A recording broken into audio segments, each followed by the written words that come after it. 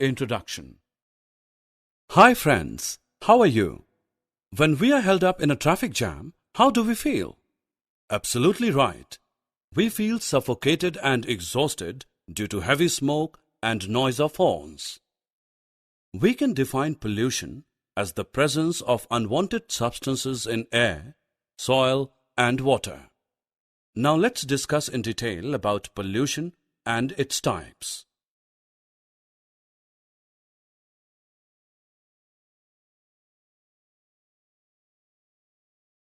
Objectives. At the end of this course, you will be able to describe different types of pollution, explain air pollution, its effects, and also ways and means of controlling it. Describe water pollution, its effects, and ways and means of controlling it. Explain noise pollution and soil pollution. Friends, as we all know that air and water mainly supports life on the earth. But now these two are getting dirty day by day.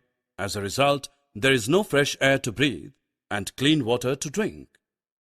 So let us discuss in detail different kinds of pollution. Actually, pollution is mainly of three types: air pollution, water pollution, and noise pollution. At first, let's know about the air pollution in detail. Air gets polluted when the unwanted substances, air pollutants, enter in it. But the question is, how these substances enter into the air? These substances, air pollutants, come due to burning of fuels, emission of poisonous gases from industries.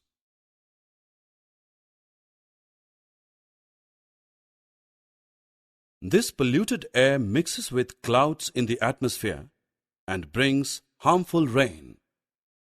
This rain is also known as acid rain. Acid rain damages our buildings and monuments. Besides it, the large amount of carbon dioxide in air increases the global temperatures, which subsequently result in the melting of glaciers. It adversely affects our lungs, and we suffer from respiratory disorders. Now the question is how we can control air pollution. There are many things that we can do to control air pollution. It can be controlled by using clean fuels, CNG, in vehicles and industries, planting of new young plants, preferring walking over driving, using public transport for transportation. Now let's know about the water pollution. Like air, water also gets polluted. Look at this river. It is very dirty. It receives sewage from the homes and wastes from the factories. Some people also wash their clothes and throw waste in it. We should not drink this water as it contains germs and may result in diseases.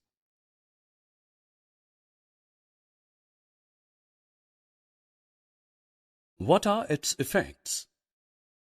Poisonous chemicals released from factories and industries enter the water bodies, due to which marine life is getting affected. If we consume such fishes, we will also fall ill. Can we control water pollution? The answer is yes. To control water pollution, we should not dispose garbage and harmful chemicals directly into ponds, lakes, and rivers.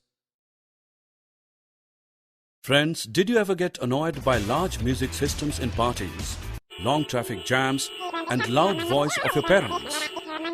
Then how do you feel?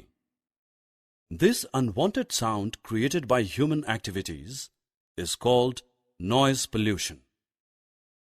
Are you aware of this fact that noise pollution can cause hearing loss as well as heart problems?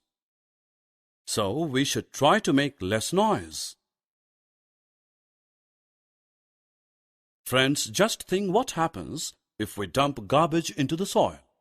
Yes, absolutely right. It gets polluted. The low quality of the soil is called soil pollution.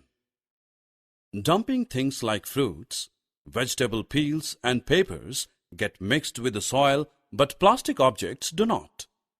It makes the soil infertile. Well, to reduce soil pollution, we should stop littering. Summary. Now friends, let's know what we have learnt. Pollution is mainly of three types: air pollution, water pollution and noise pollution. Air and water gets polluted by the unwanted substances, pollutants present in it. Sewage from the homes and wastes from the factories are the main sources of water pollution.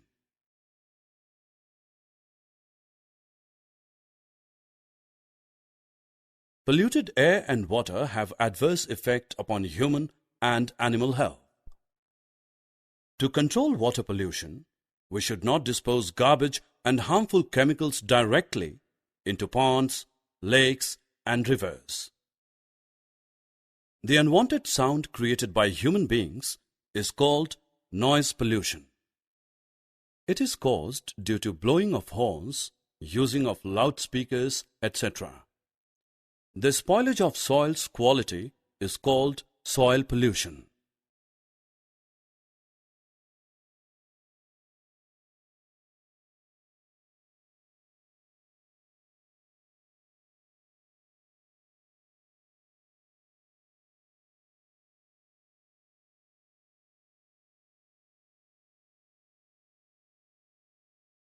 Introduction. An educational tour to Qutb Minar has been organized by Dhruv's school. The history teacher Lata ma'am takes the students around and tells them interesting details about the monument. Their attention is diverted by the laughter of some boys from another school. They turn around and find them scribbling their names on the walls around. Lata ma'am tells them that such monuments are public property. As citizens of India, it is our responsibility to protect them. So it is no good writing on them. Let us learn more about properties in this lesson. Objectives. At the end of this lesson, you'll be able to define property, differentiate between public and private property, state the importance of conservation of property.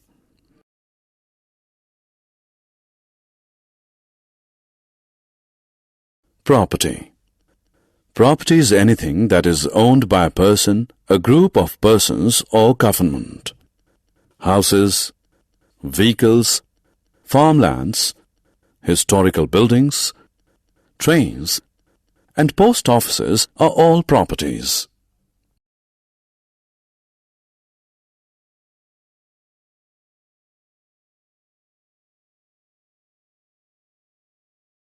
Private property. Private property is property owned by an individual or a group of individuals.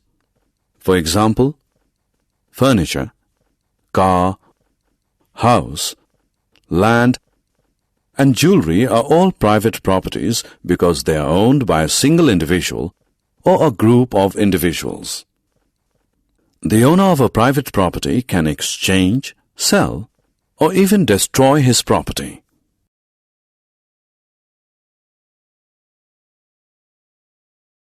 Public property. Public property is property owned by the government. Such property is meant for the welfare of the people. It is available for public use. All people of the country have equal right to use it. Public parks, trains, post offices, roads, public schools, public colleges, and government hospitals are all public properties. Since public property is owned by the government can sell, exchange, or destroy it. Importance of private property. Ownership of property improves the social status of an individual. Private property can be exchanged for money in case of emergencies. Importance of public property. Public properties like parks, hospitals, roads, railway stations, etc. are for public welfare. They provide comfort and convenience to the public. Some public properties like historical monuments showcase the glorious history of a country. They are the pride of a nation.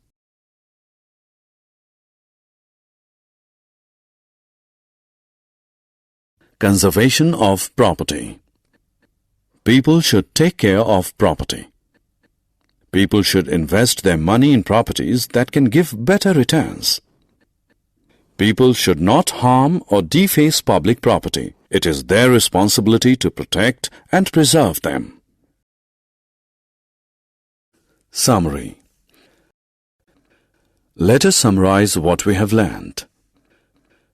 Property is anything that is owned by a person, a group of persons, or government. Private property is owned by an individual or a group of individuals. Public property is owned by government. Public property is for public use and welfare. We must preserve and protect property.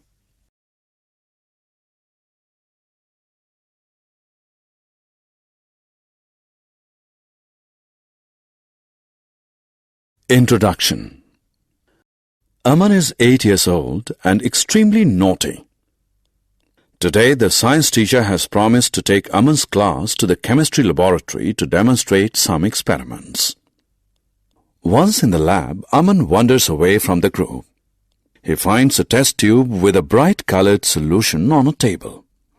Out of curiosity, he smells it. He takes ill immediately. He complains of nausea and severe headache. The teacher rushes him to the school clinic where he is given first aid. In this lesson, you will learn about the rules that must be followed to lead a safe and secure life. Objectives. At the end of this lesson, you'll be able to list safety rules for home, roads, bus, school, classroom.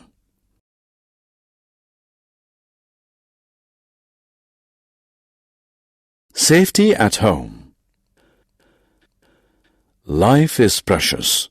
We can safeguard life by observing some simple safety rules. At home, certain precautions must be taken to ensure safety while handling sharp tools, fire and electricity. Knives, scissors, and blades are useful tools that facilitate chopping, cutting, and sharpening. But to prevent serious injuries and accidents, sharp tools must be kept out of reach of children. They must be used by children only under adult supervision. Fire plays an important role in the life of humans. Fire gives us light and helps us cook food. To avoid accidents, matchsticks must not be struck near inflammable objects. Matchsticks, lighters, etc. must be kept out of reach of children.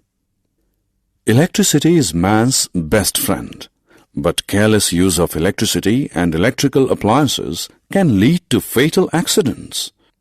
To avoid mishaps, plug points must be covered when not in use.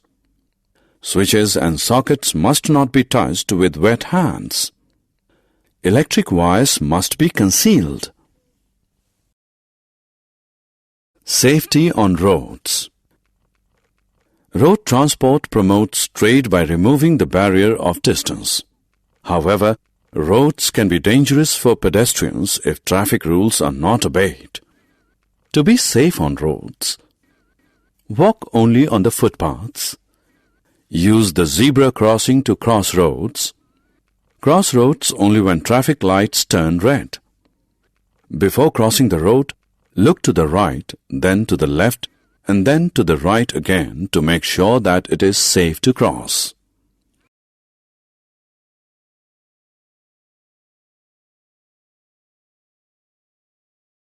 Safety in bus. Buses carry people from one location to another. There are some safety rules which one must follow while using the bus. Stand in a line to get into the bus. Do not break the line or push others waiting in the line. Do not get into or get down from a moving bus. Do not lean out or put your hands and head out of a moving bus.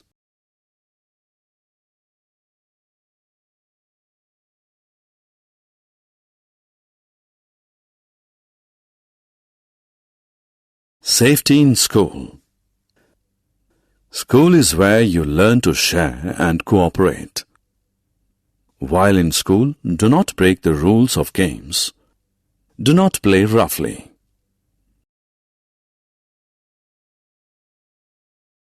Safety in classrooms. Classroom and laboratories are centers of learning. While in classrooms or laboratories, do not run around or climb desks. Do not touch, taste, or smell any chemicals or salts without the teacher's permission. Summary. Let us summarize what we have learned. Safety rules must be followed to avoid accidents. Care must be taken while using knives, scissors, fire, and electricity. Traffic rules must be obeyed to avoid road accidents. Rules must be observed while boarding and alighting from a bus. To avoid accidents and injuries in school and classrooms, safety rules must be followed. Introduction. Dear friends, do you know why we eat food? Correct. We eat food to grow and to get energy. And guess where does the food come from? I know you can answer this. Yes, we get food from plants and animals. Let's learn more about sources of food in detail. Objectives. At the end of this course, you'll be able to list the sources of food, discuss about the plants and animals that give us food, define herbivorous, carnivorous, and omnivorous animals. Dear friends, as we know that the plants are important source of food. They give us fruits, vegetables, and cereals. You'll be surprised to know that these plants also need food to grow. They prepare food by their leaves in the presence of sunlight and chlorophyll. Then some food is used by plants, and the remaining is stored in different parts of plants like roots and stems. Friends, we eat the stored food of plants in these plant parts. It is good for our health. Many plants store food in their fruits. There are some plants which store food in their leaves. Some plants store food in their roots also. Some plants store food in their stems. Many plants store food in their seeds. We also eat many of these seeds.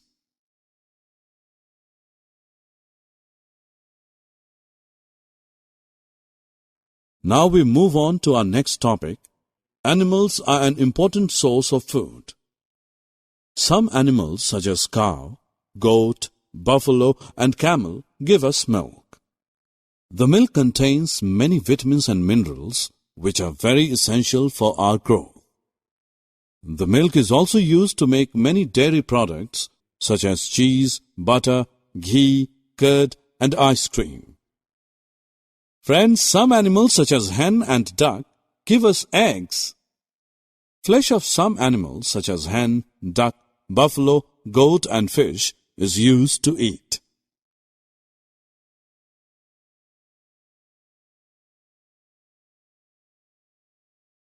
Hey, now it's time to have some fun.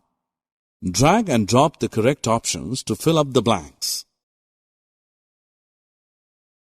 Friends, all animals have different types of eating habits. Some animals like cow, deer, goat, and buffalo eat only plants. Hence, they are known as herbivorous animals. Some animals like tiger, eagle and lion feed on other animals. They eat fleshes and get nutrition. They all are known as carnivorous animals. There are some animals, those who eat both plants and flesh. For example, bear and crow.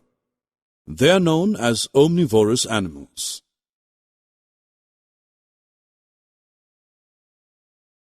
Friends, now let's quickly check what we have just learned so far.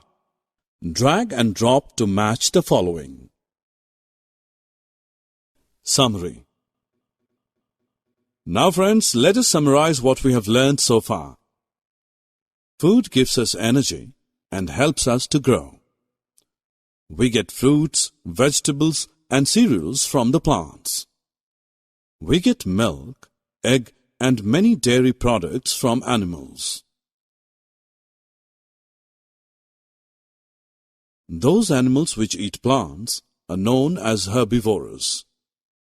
Those animals which eat flesh are known as carnivorous. Those animals which eat both plants and animals are known as omnivorous. Introduction. Hey friends, today Naira is telling her friend about kangri that Kashmiris use to keep themselves warm in winters. Kangri is an earthen pot with burning charcoal inside it that produces heat. Kashmiris keep it inside their cloaks all the time. Naira's friend wonders what life would have been like if fire had not been discovered. Let us learn more about fire in this lesson. Story of fire. Many years ago, people were unaware of fire.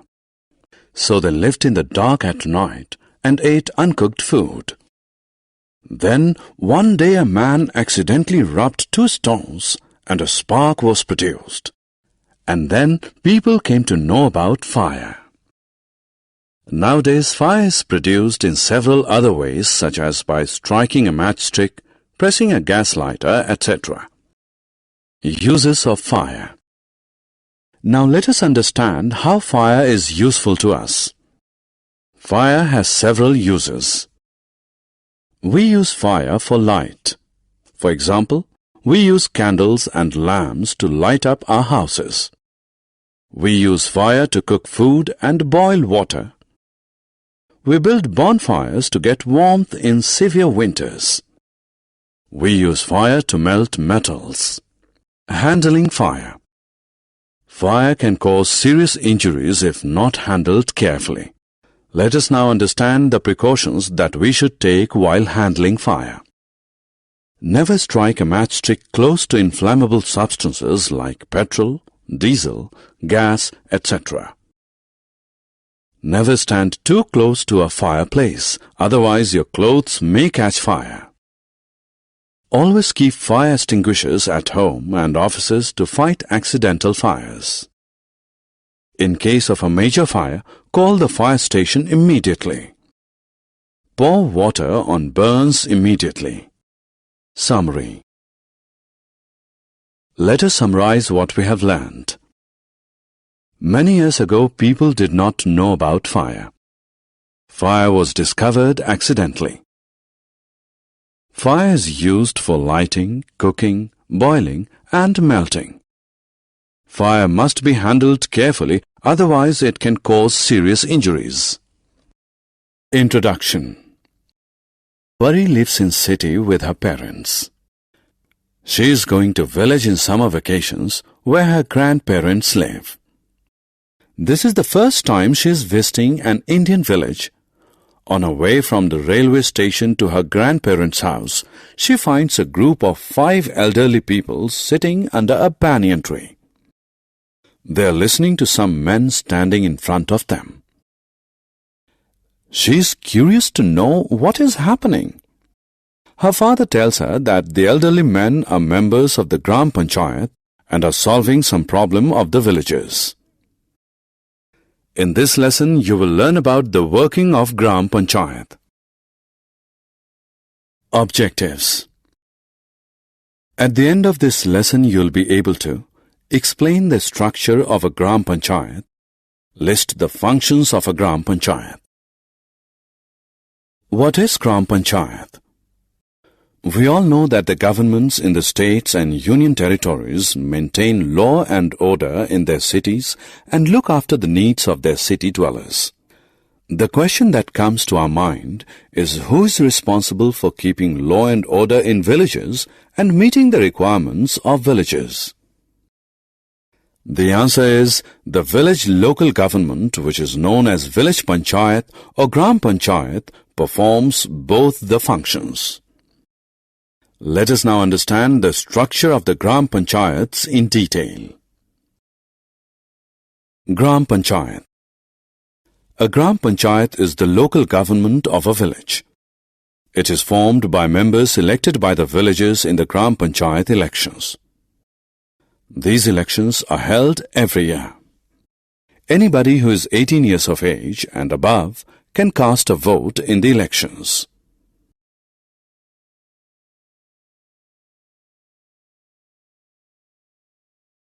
Members of Gram Panchayat.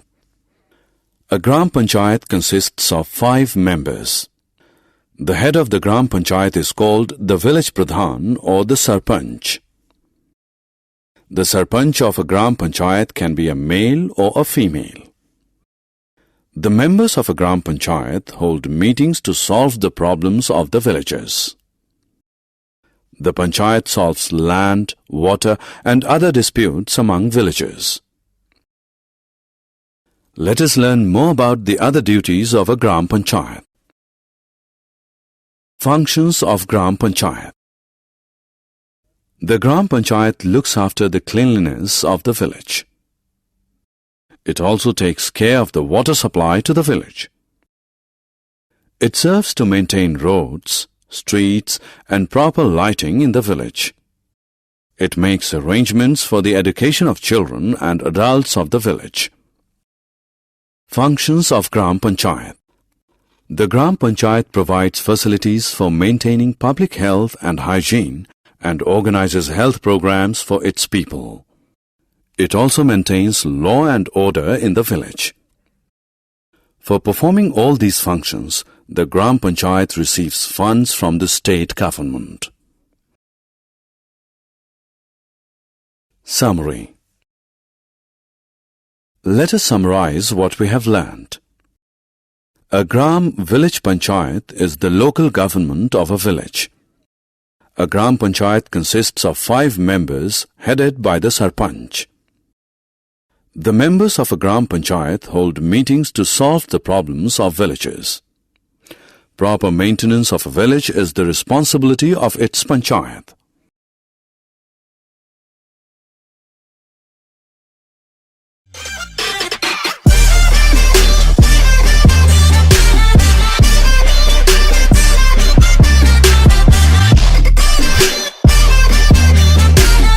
Introduction. Vaibhav and his parents are returning home after 2 days, having spent the weekend at Kasauli. On their way home, they stop at a grocery store to buy a water bottle. Vaibhav decided to stay back in the car. His father advises him to roll up the windows.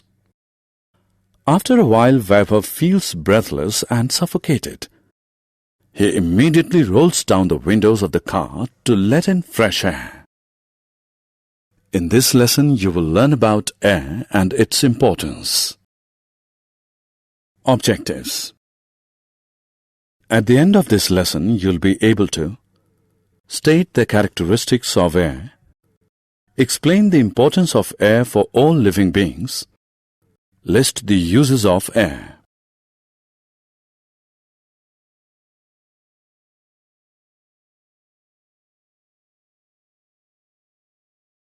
Characteristics of air. Air is all around us. All living things breathe in and breathe out air continuously. But we cannot see it. We can only feel it. Air has no color, taste or odor. Air has weight. Take an inflated balloon and weigh it. Now remove the air and deflate the balloon. Weigh it once more. What do you find? The balloon had more weight when it was inflated. This proves that air has weight. Air fills space. Take a balloon and blow air into it. The balloon expands in size. Now prick the balloon with a pin. What do you see? The air inside the balloon escapes through the hole. The balloon becomes flat. This proves that air fills space. Importance of air. Air supplies human beings with oxygen, which supports life. Plants take carbon dioxide from air to make their food. Animals also depend on the oxygen present in the air for survival. Uses of air. Moving air is known as wind. Wind moves clouds and causes rains. Wind helps sailboats and gliders to move. The power of wind is used to generate electricity. Wind power helps pump water. Summary. Let us summarize what we have learned. Air has no taste, color, or odor. Air has weight and fills space. Air is necessary for the survival of all living beings. Moving air is called wind. Wind power is used to pump water and generate electricity. Introduction. Ramesh is a bright boy, 8 years of age. He studies in a government school. Today he has accompanied his mother to the parent-teacher meeting. The teacher has one complaint. Ramesh takes leave frequently. As a result, his class and homework are incomplete. If he continues to be regular at school, he may have to repeat the class. Ramesh's mother knows the reason for his absence. They live in a slum area. Ramesh falls ill frequently because of his unhealthy surroundings. However, Ramesh's mother cannot understand how she can improve their surroundings. Let us understand how we can keep our surroundings and ourselves clean. Objectives. At the end of this lesson, you'll be able to define hygiene, explain the ways to maintain domestic, neighborhood, and community cleanliness, learn about the system of waste disposal in cities, list the 3 R's of waste management.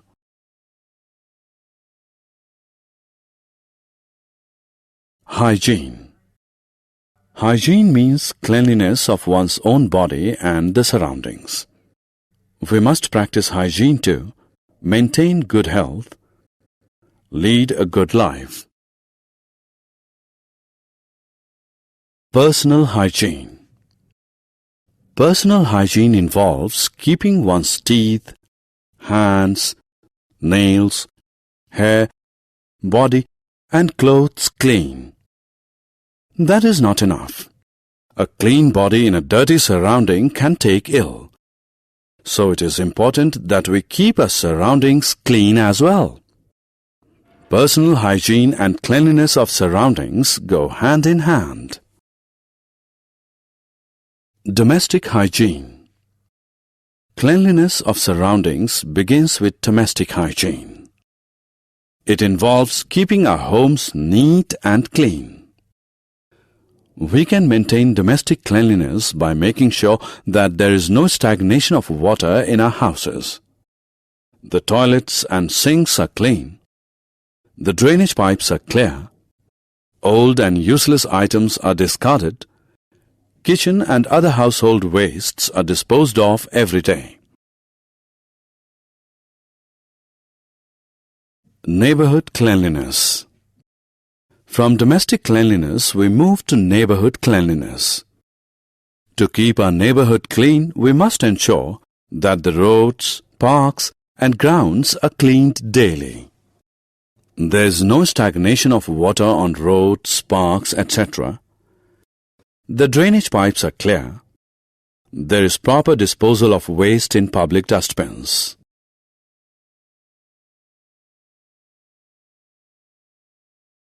Community hygiene. Next, we must ensure community hygiene by keeping public places like hospitals, railway stations, bus stands, and cinema halls clean. Making medicines and vaccines available to people to cure and prevent diseases. Keeping city clean. It is not enough to maintain personal, neighborhood, and community hygiene. It is also our responsibility to keep our city clean. We can keep our city clean by ensuring that there is proper disposal of city waste. Non-biodegradable substances like polythene are not used. Waste is dumped in dustbins. There is no spitting on roads. Waste disposal in cities. Let us understand how waste is disposed of in cities. The wastes from our homes is first collected and treated in municipal sewage treatment plants and only then disposed of into water bodies like rivers. Waste treatment ensures that rivers are not polluted. Raw sewage collected from all over the city is first passed through a system of filters placed in machines. Filters help separate debris from heavy particles. The debris is then pumped into another tank where the remaining solid material settles down. The settled material is called sludge. The leftover liquid is drawn out, is treated with chlorine to make it germ-free and released into a river. Reduce, reuse, recycle. Waste harms our environment. It is important that we control and handle waste with care to keep ourselves healthy and our environment clean. To achieve a pollution-free, clean environment, we must practice the 3 R's of waste handling. Let us learn about them in detail. 3 R's of waste management. The first R stands for recycle. Recycle is to process old, used items in a way that they can be used to make new products. For example, items made of glass, plastic, newspapers, aluminium cans, and batteries can be recycled to make new products. The second R stands for reuse. Reuse is to use an item more than once. Plastic cups, plates, and utensils, etc. are usually disposed of after a single use. Instead, we must reuse them after washing. The third R stands for reduce. Reduce is to decrease the use of substances that harm the environment. For example, we must buy larger packs of toothpastes, dishwasher detergents, cereals, etc. and reduce the quantity of packaging material. Now Ramesh's mother has understood how she can keep her surroundings clean. She has decided to educate other slum dwellers about the importance of cleanliness, keep their surroundings germ-free and their children healthy. Summary. Let us summarize what we have learned. Hygiene means cleanliness. We must keep our neighborhood, community, and the whole city clean. Personal hygiene involves keeping our body, clothes, teeth, hands, and nails clean. We must keep our neighborhood and community clean by disposing of waste properly.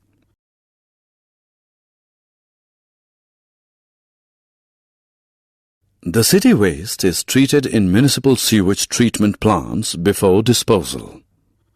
Reduce, reuse, and recycle are the 3 R's of waste management. By practicing the 3 R's of waste management, we can ensure a clean environment and good health. Introduction. Aruna is out playing with her friends. She comes across a blade on the road. She picks it up and tries to cut some leaves with it. Before she realizes, she has cut her finger. She rushes home holding her bleeding finger. Her mother cleans and bandages the wound. After administering first aid, she takes Aruna to the doctor. In this lesson, let us learn to administer first aid. Objectives. At the end of this lesson, you'll be able to define emergency care, list steps of first aid for burns, wounds, nosebleeds, snake and scorpion bites, insects bites, animal bites, fracture and sprains.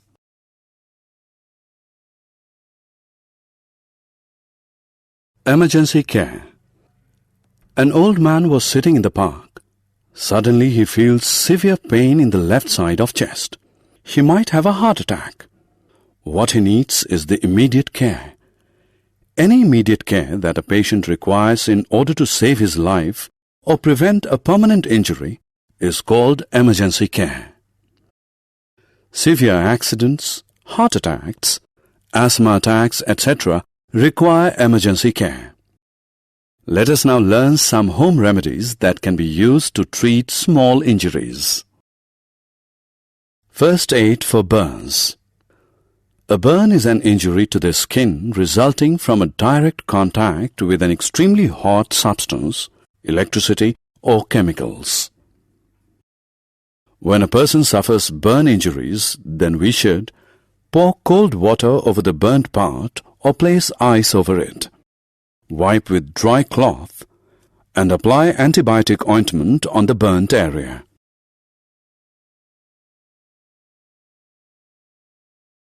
First aid for wounds. Wound is an injury that is caused by a cut, tear, or puncture in the skin. When wounds bleed, we should wash the wound with clean water and soap. Apply antibiotic ointment. Cover the wound with a bandage. First aid for nosebleeds. Nose bleeds when the blood vessels present inside the nose rupture. In case of a nosebleed, we should make the person sit down and lean forward. Press the soft part of the nose using the thumb and the index finger till the bleeding stops. First aid for snake and scorpion bites. Snake and scorpion bites can be life-threatening. To prevent loss of life from a snake or scorpion bite, we should tie a piece of cloth or rope tightly just above the wound to prevent the spread of venom to the rest of the body. Wash the wound with soap and water. Suck and spit out blood to remove the venom from the body. First aid for insect bites. Some insect bites can prove fatal. When an insect bites, we should wash the affected area thoroughly with soap and water. Apply ice on the affected area to provide relief from pain. Apply an antiseptic cream to prevent itching. First aid for animal bites. Animal bites can sometimes be very serious. A dog or a monkey bite can even cause rabies. After an animal bite, we should wipe the saliva of the animal using a clean cloth. Wash the bite thoroughly with soap and water. Cover the bite with antibiotic cream. See a doctor for help. First aid for fracture. Fracture results from a break in the continuity of a bone. When a person suffers a fracture, we should apply ice to the fractured part to reduce swelling and pain. Keep the patient still and support the injured area with a splinter. Consult medical professionals immediately. First aid for sprains. A sprain results from the stretching of ligaments beyond their capacity around a joint. To provide relief from sprain, we should apply ice over the affected area to reduce pain and swelling, use bandage for support, place the injured area at some height. Summary. Let us summarize what we have learned. The immediate care that a patient requires to save his life or prevent a permanent injury is emergency care. A burn is an injury to the skin resulting from a direct contact with an extreme hot substance, electricity, or chemicals. Wound is an injury in which the skin is torn, cut, or broken. Nosebleeds are caused by rupture of blood vessels inside the nose. Insect bites can cause a severe allergic reaction. A fracture results from a bone. A sprain refers to stretched ligaments and blood vessels around a joint. Small injuries can be treated at home with home remedies. Introduction. Hi friends. We eat food every day for energy for the proper growth of our body. We can say that healthy food makes our body healthy. Come on, let's know more about the food we eat. Objectives. At the end of this course, you'll be able to define food and its types, describe the importance of water in diet, know about the importance of food hygiene, explain the safety and storage of food. To be healthy, we need different types of foods. Do you know that food contains many essential nutrients like carbohydrates, fats, proteins, minerals, and vitamins? We can divide the food into three main groups: energy-giving food, body-building food, and protective food.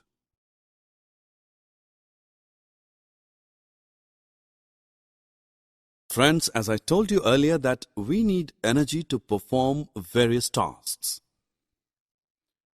Mainly, we get energy from energy-giving foods. Foods such as carbohydrates and fats provide us instant energy, and hence they are also known as energy nutrients.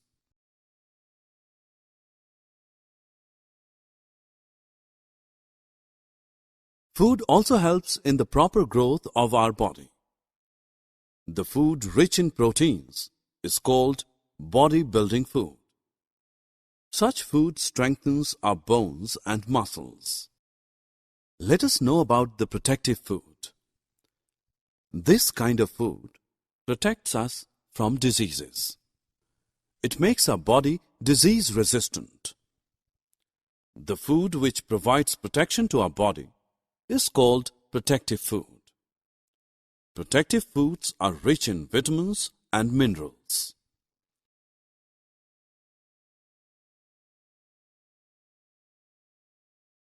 Friends, do you know the fact that besides food, our body also needs plenty of water every day?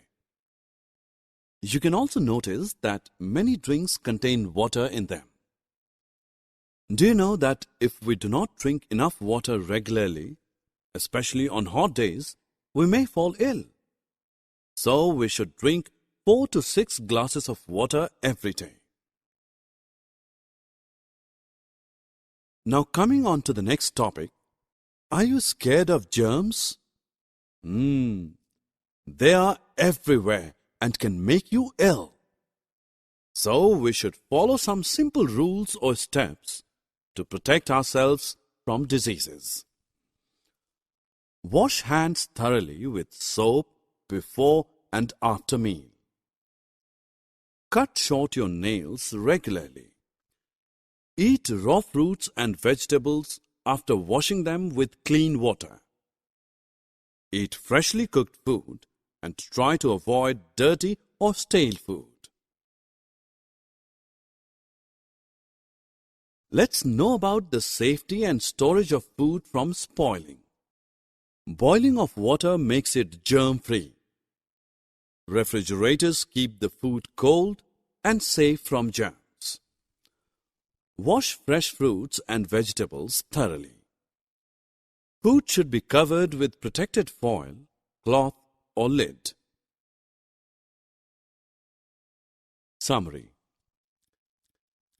Now friends, let's summarize what we have learned. Food is made up of many nutrients such as carbohydrates, fats, proteins, minerals and vitamins. Food can be divided into three main groups: energy-giving food, body-building food and protective food. We also need plenty of water every day. We should store food hygienically to keep it germ-free.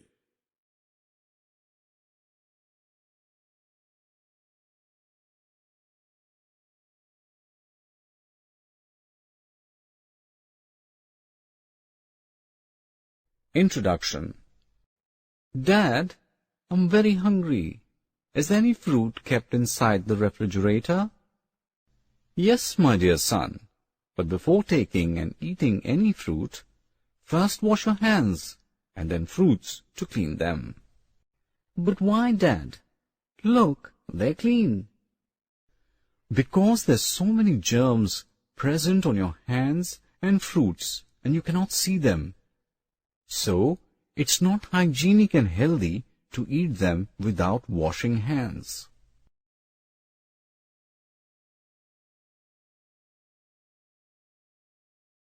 Objectives. At the end of this course, you will be able to maintain hygiene of your sense organs, explain how to take care of other body parts, understand the importance of exercise and proper body posture, know about School Health Club.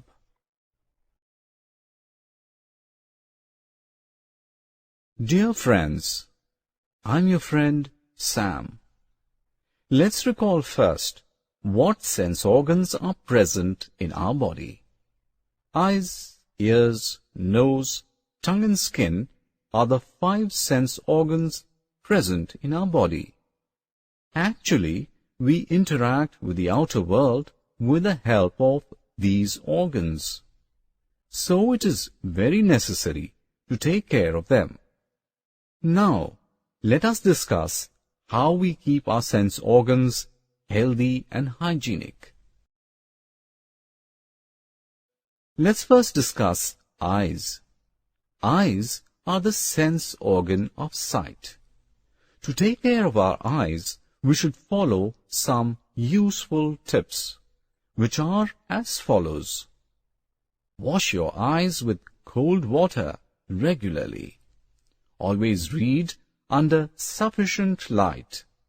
Eat fresh fruits and green vegetables on a regular basis. Now, let's talk about nose. Nose helps us to breathe and smell. To take care of this sense organ, we should follow some useful tips, which are as follows. Use a soft, washed cloth to clean your nose. Cover your nose at the time of sneezing so that the germs do not spread in our surroundings. Next sense organ is ear. Ears help us to hear sounds. To take care of your ears, we should follow some useful tips, which are as follows. Use cotton buds to clean your ears. Avoid listening to very loud sounds. Tongue is another sense organ. Tongue helps us to taste food. To take care of tongue, we should follow some useful tips. We should clean the tongue with a tongue cleaner gently. Do you know that most of the bacteria are not found in the teeth, but on our tongue? The 5th and last sense organ is our skin. Actually, It is the organ of touch and feel. The skin is the most exposed part of the body, so the chances of growing germs on it are comparatively higher. To take care of our skin, we should follow some useful tips such as take bath daily, change your clothes daily, wash any wound thoroughly, and apply medicine immediately on it. Take balanced diet, including a variety of seasonal fruits, to keep your skin healthy and glowing. Now let's move on to the next topic of this course. That is, cleaning of other organs. So at first, let's talk about cleaning of mouth.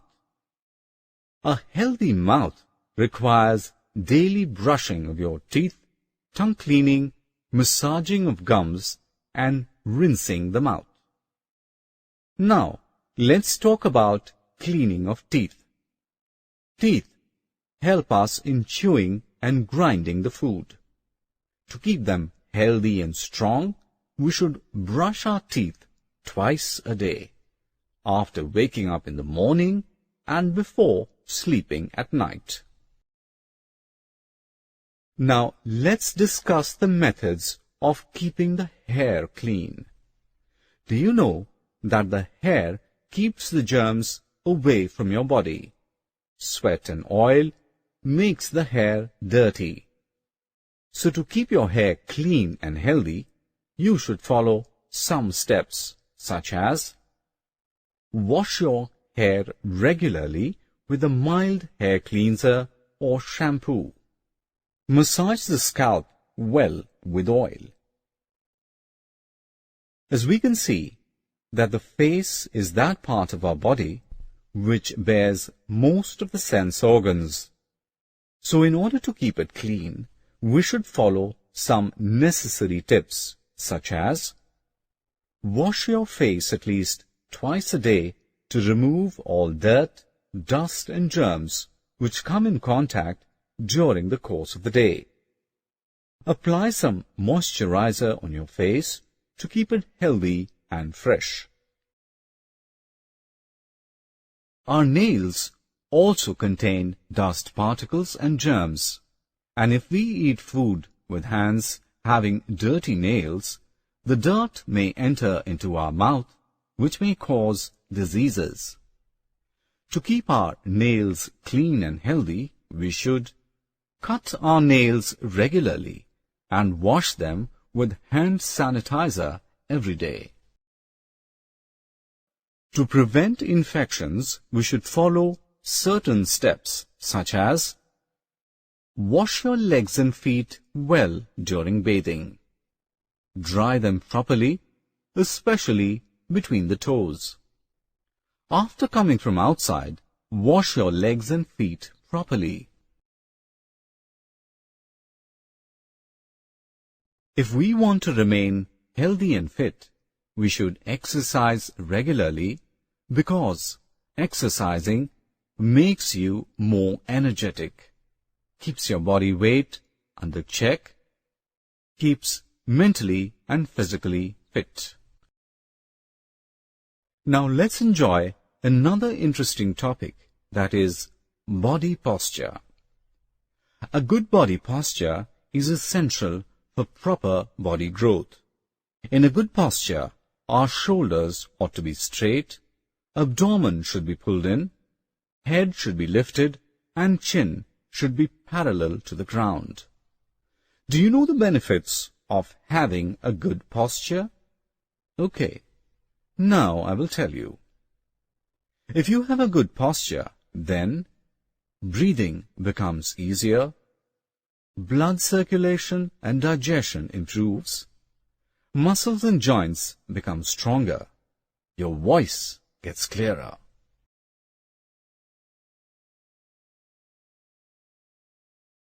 As we all know that some schools have health club. Do you know what it is? Actually, a school health club is a place where kids learn. healthy food habits, exercise, yogic asanas, hygiene, environment-friendly activities, and health awareness.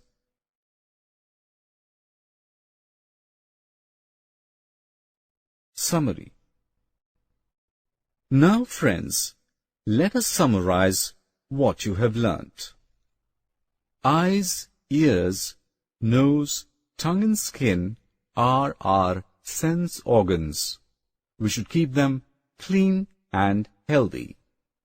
Cleaning of hands, face, nails, legs and teeth is also necessary for good health. Regular exercise and good posture of body are helpful for a healthy body. School Health Club teaches the kids about healthy food habits, exercises, hygiene, and environmental friendly activities. Introduction. Hrithik is on a vacation to Meghalaya. He finds that most houses are built at some height from the ground with the help of a few pillars. He asks his mother the reason for it. His mother explains that the state receives heavy rainfall every year. So in order to prevent rainwater from entering and damaging the houses are built on stilts. Hrithik is eager to learn more about the different types of houses found in the world. Let us discuss houses in detail. Objectives.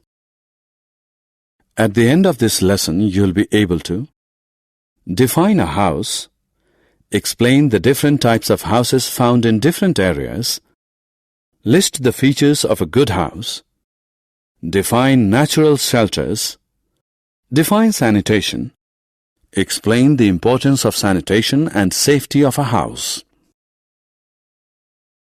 Houses.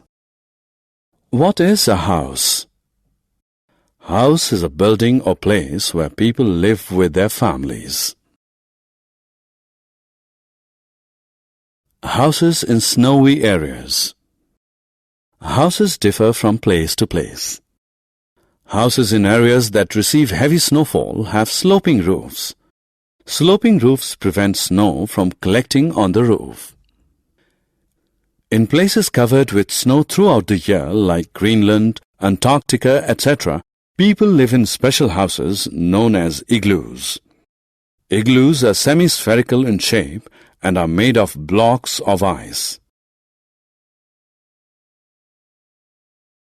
Houses in mountainous regions. In mountainous regions, houses are made of wood. Here again, the houses have sloping roofs because such regions receive a lot of rain and snow. Sloping roofs allow easy flow of snow and rainwater from the roof to the ground.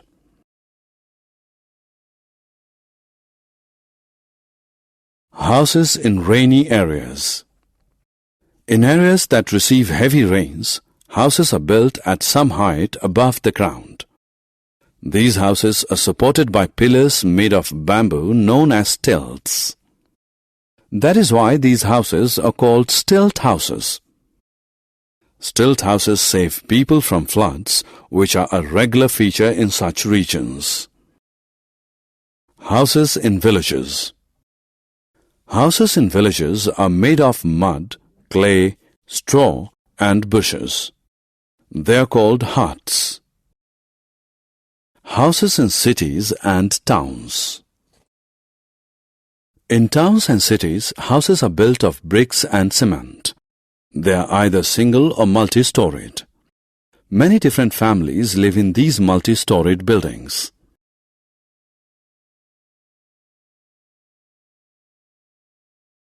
Good house. House may be small or big. A good house is one which is airy, gets proper sunlight, has a separate cooking area, has a separate sleeping area, has independent bathrooms and toilets, has a separate area for entertaining guests. Natural shelters. Early man did not build houses. Instead, he lived in natural shelters such as caves, rocky crevices, etc.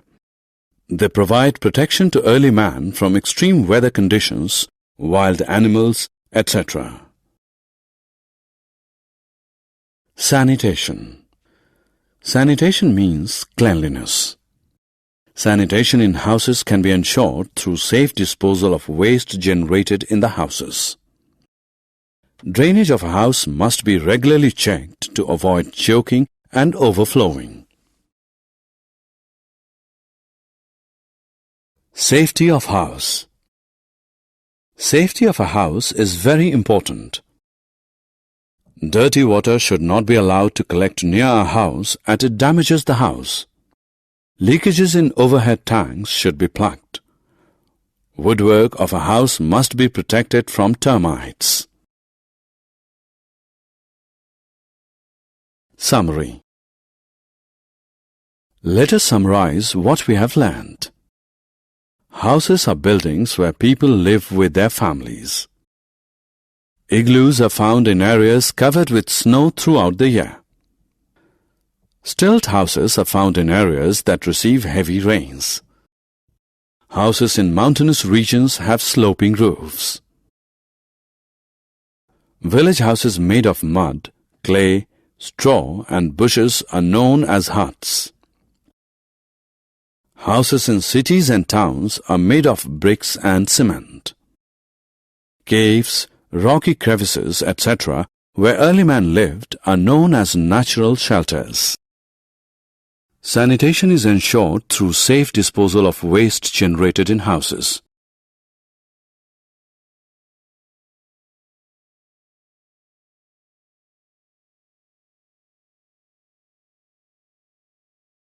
Introduction. Vinita's grandfather has suffered a heart attack. Her father and mother rush him to the hospital. Doctors decide to perform an emergency surgery on him. Next day at school, Vinita asks her teacher if the heart is the most important organ of the human body. Vinita's teacher explains the functions of all important organs of the human body. Let us hear what he has to say. Objectives. At the end of this lesson, you'll be able to define organs, differentiate between internal and external organs of the human body, state the functions of bones and muscles, brain, heart, lungs, liver, stomach, small intestine, large intestine, and kidneys.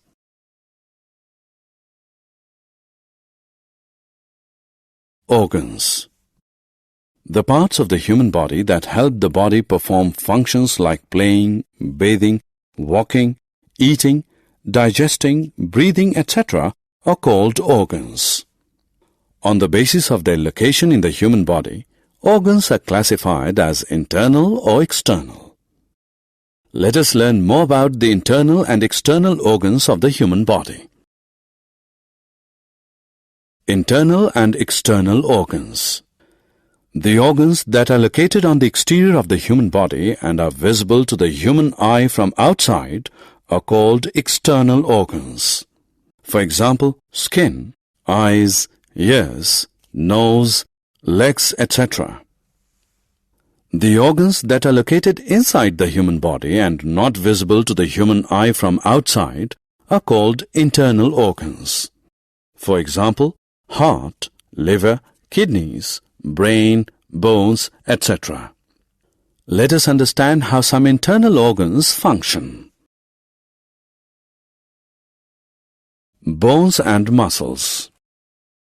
Running, jumping, walking, moving, folding hands, swinging legs, etc. are activities that involve movement of organs of the human body. All these activities are made possible by bones and muscles. Bones are hard organs of the human body. They are made up of minerals like calcium and phosphate. Bones provide a framework for the human body. They provide support and protection to the internal organs as well. For example, the heart and lungs are protected by the rib cage and the skull shields the brain. Both the rib cage and skull are bony structures. Bones alone cannot make us move. Muscles attach bones to one another and facilitate movement. Brain. Just as the pilot is the boss of an aeroplane in flight, human brain is the boss of the human body. Human brain is covered by a bony structure called the skull. Brain controls all the activities of the human body such as thinking, seeing, walking, speaking, and even sleeping. Heart. Human heart is located in the chest cavity between the two lungs, a little to the left of the center of the human body. It is conical in shape. The heart of a human being is the size of his clenched fist. It is a bag of muscles responsible for pumping blood filled with oxygen and other nutrients throughout the body. The human heart beats 72 times in a minute. It works continuously without getting tired. Lungs. All living organisms breathe in and breathe out air. Breathing in is known as inhalation. Breathing out is known as exhalation. Once inhaled, the air reaches the lungs. In the lungs, it is exchanged for impure air, which is then exhaled. Human body has two lungs, located on either side of the heart in the chest cavity. The nose and the windpipe form the passage for the air to move in and out of the lungs. Like the heart, the rib cage also protects the lungs. Digestive organs. Like machines, human body also requires fuel to perform work. The food that we eat every day serves as the fuel for our body. The food eaten by a human being is broken down into smaller pieces to obtain energy. This process is called digestion. Some main organs that help in digestion are liver, stomach, small and large intestines. Let us now understand the functions of these organs. Liver and stomach.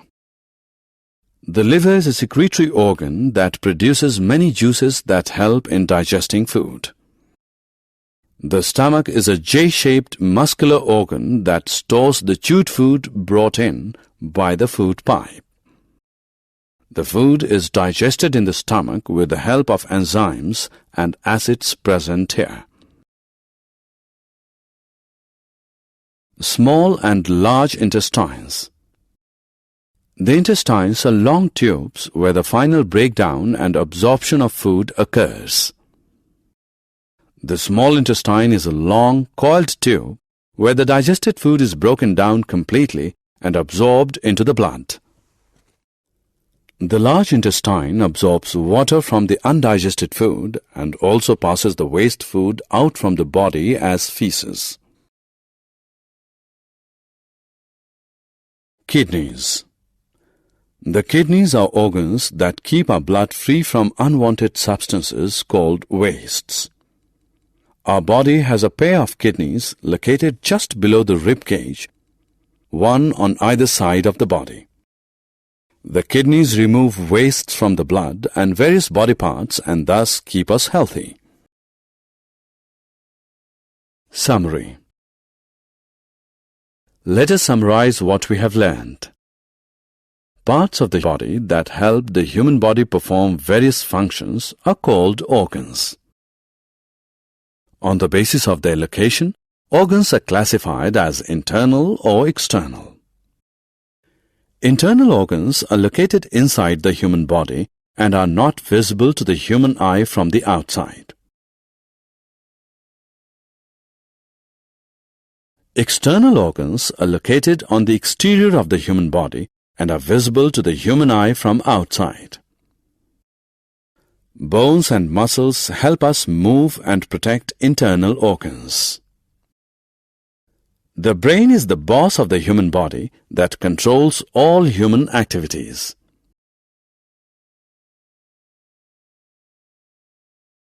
The heart pumps blood filled with oxygen and other nutrients to all the parts of the human body.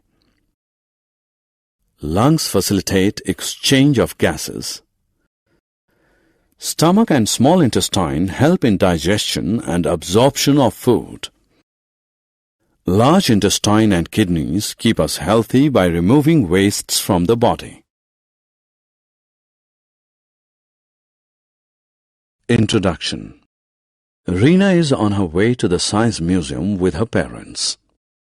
She is an 8-year-old girl, ever so curious to learn more facts of science. Once inside the museum, she is overjoyed to see a number of scientific instruments. Now she wants to know who invented each instrument and what is its function. Her father and mother patiently answer all her queries. In this lesson, let us look at some important inventions and their inventors. Invention of steam engine. A steam engine is a heat engine that uses steam as its fuel and derives power from it. James Watt invented the steam engine in 1775. Invention of aeroplane. The first aeroplane was designed and flown by the Wright brothers, Wilbur Wright and Orville Wright. On December 17, 1903, they piloted their first aeroplane 20 feet above a beach in North Carolina, USA. The flight lasted 12 seconds and covered 120 feet. Invention of printing press. Printing press is a device used for printing multiple copies of a text available on a paper. It was invented by Johannes Gutenberg in 1440. Invention of electric bulb. Electric bulb that gives us light is considered a revolutionary invention. It has made working in the dark convenient. Electric bulb was invented by the famous scientist Thomas Alva Edison in 1879. Invention of telephone. Telephone is a means of communication. It helps us talk to our relatives and friends living very far from us. Telephone was invented by Graham Bell in 1876. Invention of dynamo. Dynamo is an electric generator that produces direct current. It is used to run big machines in industries. Dynamo was invented by Michael Faraday in 1831. Summary. Let us summarize what we have learned. Steam engine was invented by James Watt in 1775. The first aeroplane was designed and flown by the Wright brothers in 1903. Printing press was invented by Johannes Gutenberg in 1440. Electric bulb was invented by Thomas Alva Edison in 1879. Telephone was invented by Graham Bell in 1876. Dynamo was invented by Michael Faraday in 1831. Introduction. It is a pleasant autumn evening. Rashmi is taking a stroll in her garden. Suddenly she feels a stinging sensation on her right cheek. Her first reaction is to slap her cheek hard. On removing her hand, she finds a honeybee fall dead to the ground. Rashmi is in terrible pain. She rushes to a doctor for medical relief. You just saw Rashmi's first reaction to an external influence. In this lesson, you will learn more about the living things and their characteristics. Living things. Living things breathe, move, grow, and reproduce. Living things have sensation. They eat food and remove waste. Non-living things. Non-living things do not breathe, grow and reproduce. They do not have sensation. Some non-living things are natural. Example, stone, gold, etc. Some non-living things are derived from living things. Example, honey, silk, etc. Breathing. All living things breathe. The process of breathing involves 2 steps. Taking oxygen-rich air into the body, known as inhalation. Releasing carbon dioxide-rich air from the body, known as exhalation. Respiration. Food gives us energy. The process of release of energy by food into our body is called respiration. Oxygen helps in respiration. Carbon dioxide is released during the process of respiration. Growth. All living things grow with time. Some living things grow bigger and larger with time. For example, horses, human beings, etc. Some living things change their form with time. For example, butterflies, etc. Stimulus, response. All living things feel the changes around them. Any external influence which causes a living thing to react is called a stimulus. The reaction of a living thing to an external influence is called a response. For example, when you touch a hot pan accidentally, you throw your hand immediately. The heat radiated by the hot pan is a stimulus. The act of moving the hand away from the hot pan is a reaction. Movement. Living things show movement. Birds fly in air. Fish swims in water. And animals run. Plants are an exception. Though living, they cannot move from one place to another. Non-living things, on the other hand, do not show any movement by themselves. Reproduction. All living things can produce young ones. This is called reproduction. Living things increase their number by reproduction. Photosynthesis.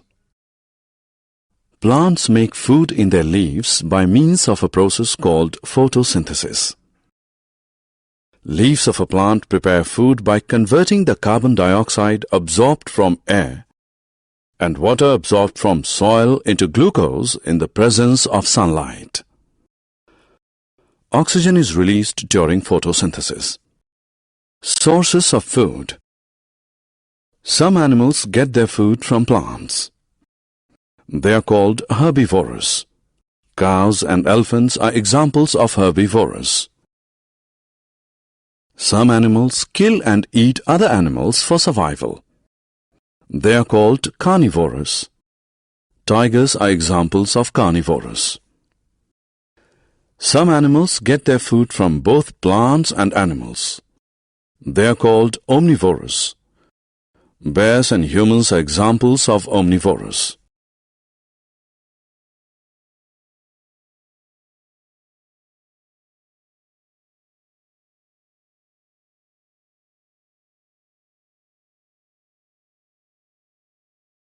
Summary. Let us summarize what we have learned. Living things breathe, move, grow, and reproduce. The process of release of energy by food into living things is called respiration. Plants make food in their leaves by photosynthesis. Living things respond to external stimuli. Living things increase their numbers by reproduction. Introduction. Priya's mother is looking at the map of Sikkim.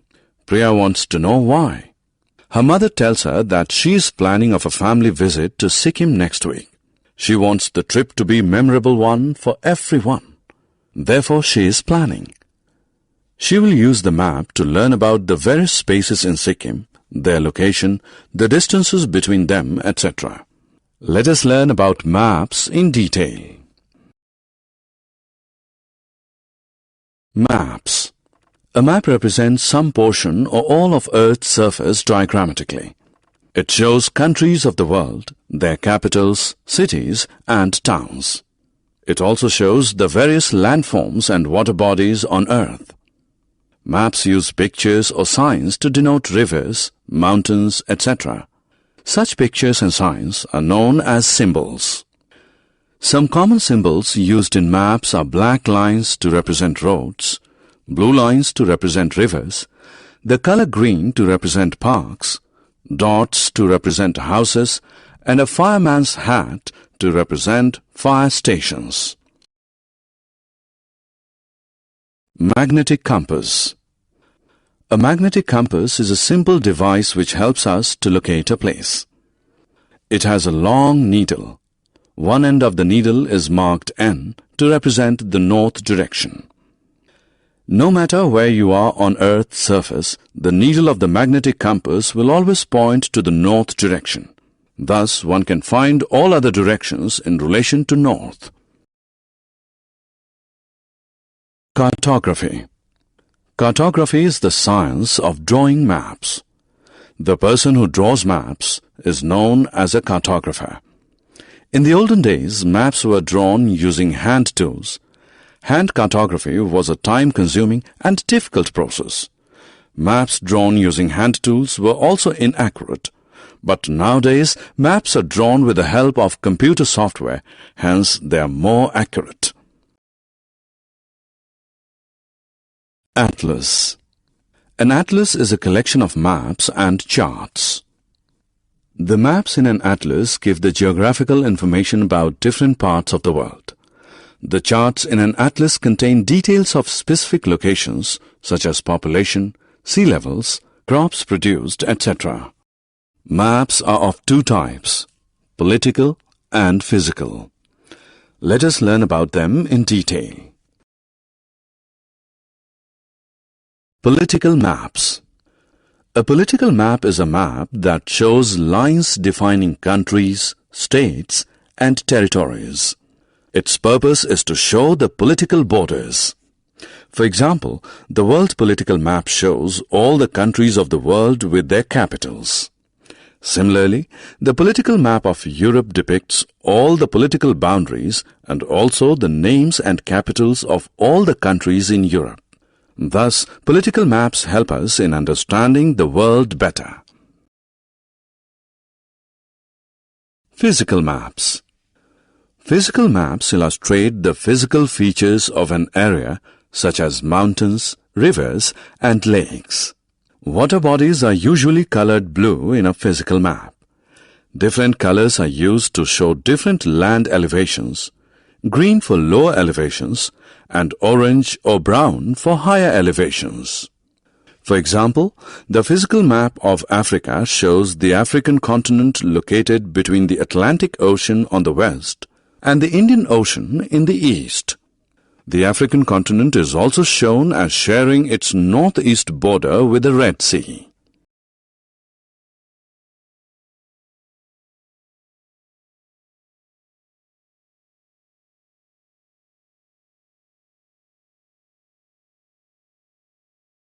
Summary. Let us summarize what we have learned. A map represents some portion or all of Earth's surface diagrammatically. A magnetic compass is a simple device that points to the north direction. Cartography is the science of drawing maps. An atlas is a collection of maps and charts. A political map shows lines defining countries, states, and territories. Physical maps illustrate the physical features of an area such as mountains, rivers, lakes, etc. Introduction. Hey, what happened, Jack?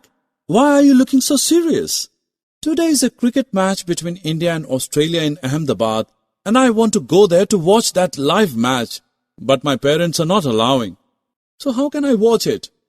Well, Jam, You can watch it live while sitting in your room on a television set. Friends, as we know that the various means of communication like television, newspaper, and internet has made the world small. So let's learn more about some means of communication in detail here.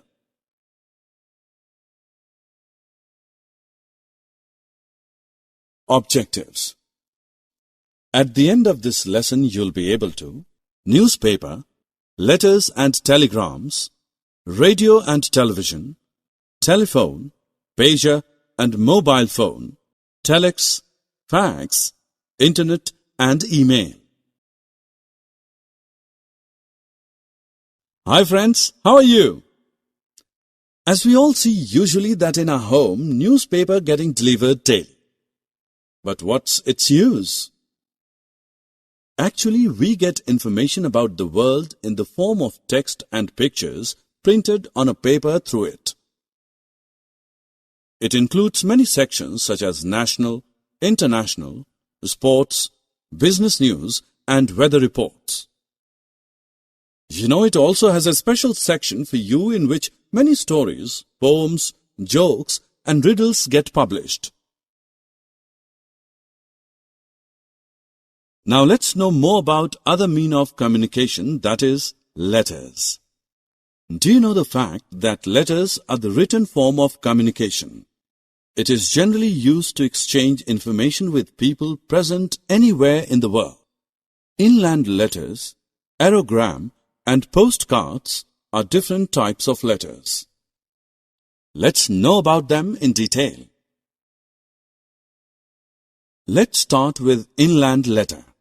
The inland letter is a light blue colored sheet of stamp paper which contains a message and it gets folded in a particular way. Now let's know about aerogram. An aerogram is also a type of inland letters carried by airmail. The other type of letter is known as postcard. A postcard is meant for exchanging the information written on a small yellow colored card. But do you know that there are some letters that reach us really fast? These are telegrams.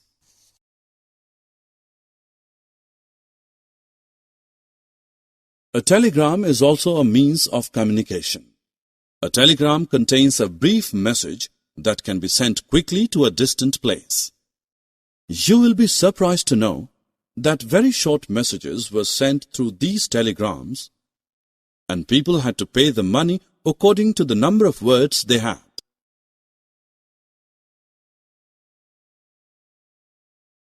But have you ever thought about those people who do not know to read it?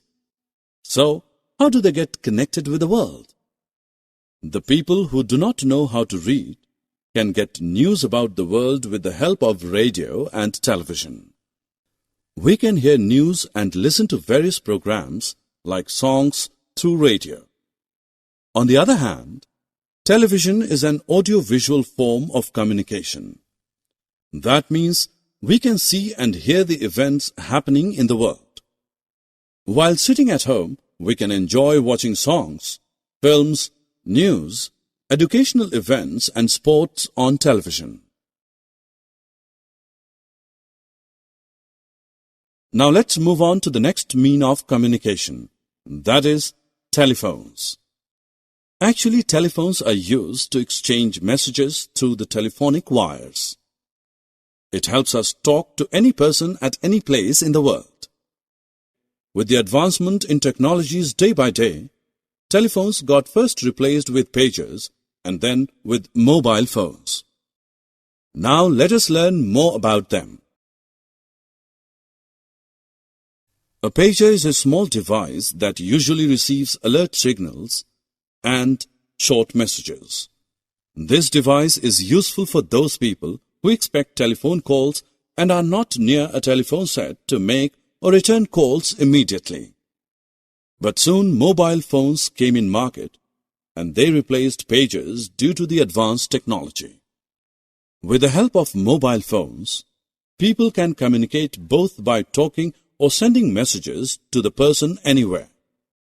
These phones do not require the telephonic wires, so we can carry it along with us everywhere.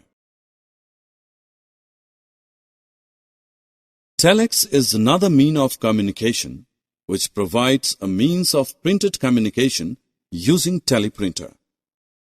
Teleprinters are the machines that are connected to other through cable network.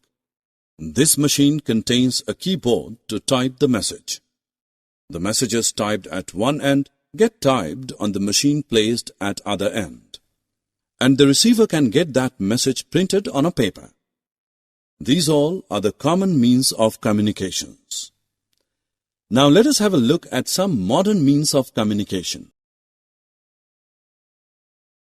First means of mode communication is facsimile or fax.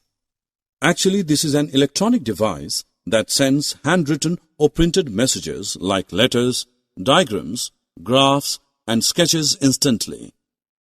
Do you know that how fax machine works? By using telephone lines, the fax machine sends the exact copy of the document to another fax machine at the receiving end. Electronic mail, popularly known as email, is also a modern mean of communication. It is most popular in offices.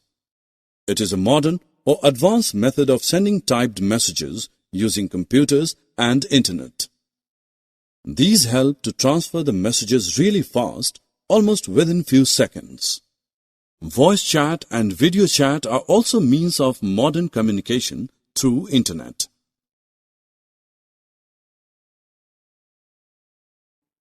Summary. Let us summarize what we have learned. Newspaper gives information in the form of text and pictures printed on a paper. A letter is a message written on a paper with a pen. Inland letters, aerogram, and postcards are different types of letters. Television helps us to see and hear about the world happenings.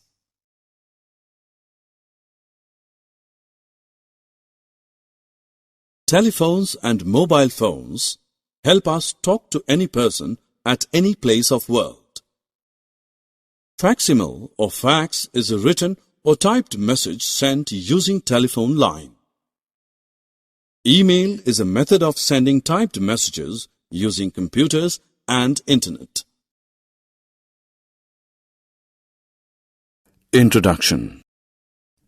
Shikha and her parents are at the airport to board a plane to Mumbai. Her parents have promised her a ferry ride to the Elephant Caves during their stay at Mumbai. Their return journey is booked on a train. Shikha is thrilled. She gets to use 3 modes of transport in a single trip to Mumbai. In this lesson, we will learn about the different modes of transport. Objectives. At the end of this lesson, you'll be able to define transport, list the various modes of transport, define land transport, define water transport, and define air transport. Transport. The movement of goods, animals, and people from one place to another is known as transportation or simply transport. Transport removes the barrier of distance and promotes trade between places. Means of transport. We use trucks, tractors, goods trains, ships, and cargo planes to carry goods, and buses, trains, cars, and airplanes to carry passengers from one place to another. Different carriers of goods, animals, and people from one place to another are known as the means of transport. Modes of transport. Goods, animals, and people can be transported by road, rail, water, or air. Different mediums used for transportation are known as the modes of transport. Modes of transport can be broadly divided into 3 categories: land transport, water transport, and air transport. Land transport. The movement of goods and passengers on land is known as land transport. Land transport can be divided into road transport and rail transport. Roadways. Roads connect one place to another on the surface of land. The ways or paths on which vehicles are driven are called the roadways. Railways. Transportation of goods and passengers on rail lines through trains is known as rail transport. The ways or paths on which trains move are called the railways. Water transport. The movement of goods and passengers on water is called water transport. Goods and passengers are carried from one place to another, both within and outside the country, by means of boats and ships. Air transport. The movement of goods and passengers from one place to another by means of aeroplanes and helicopters is called air transport. Air transport is very useful in transporting goods and passengers during natural calamities like earthquakes and floods. It is fastest mode of transport. Summary. Let us summarize what we have learned. The movement of goods, animals and people from one place to another is known as transport. Different carriers of goods, animals and people from one place to another are known as the means of transport. Different mediums of transportation are known as modes of transport. Land, water and air are the three modes of transport.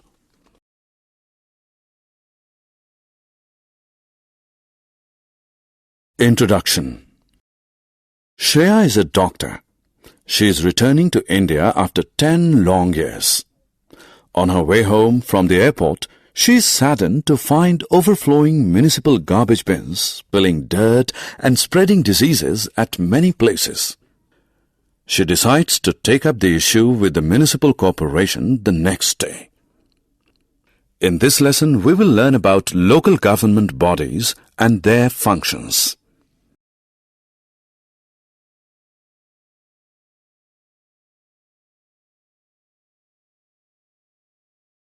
Objectives. At the end of this lesson, you'll be able to define local bodies, list the functions of municipal committees and corporations, state the source of income of local bodies. Municipal Committee. Municipal committees look after the needs and welfare of the people in towns and cities. Municipal corporations work for the welfare of the people in metropolitan cities. Members of local bodies. Municipal committees and corporations are known as local bodies. Members of the municipal committee or corporation of a town or a city are elected by the people of that town or city. All men and women who are 18 years of age or above are allowed to cast their votes in municipal elections. The elected members of a municipal committee or corporation elect their chairman. In big cities, the chairman is called the mayor. He is the head of a municipal committee or corporations.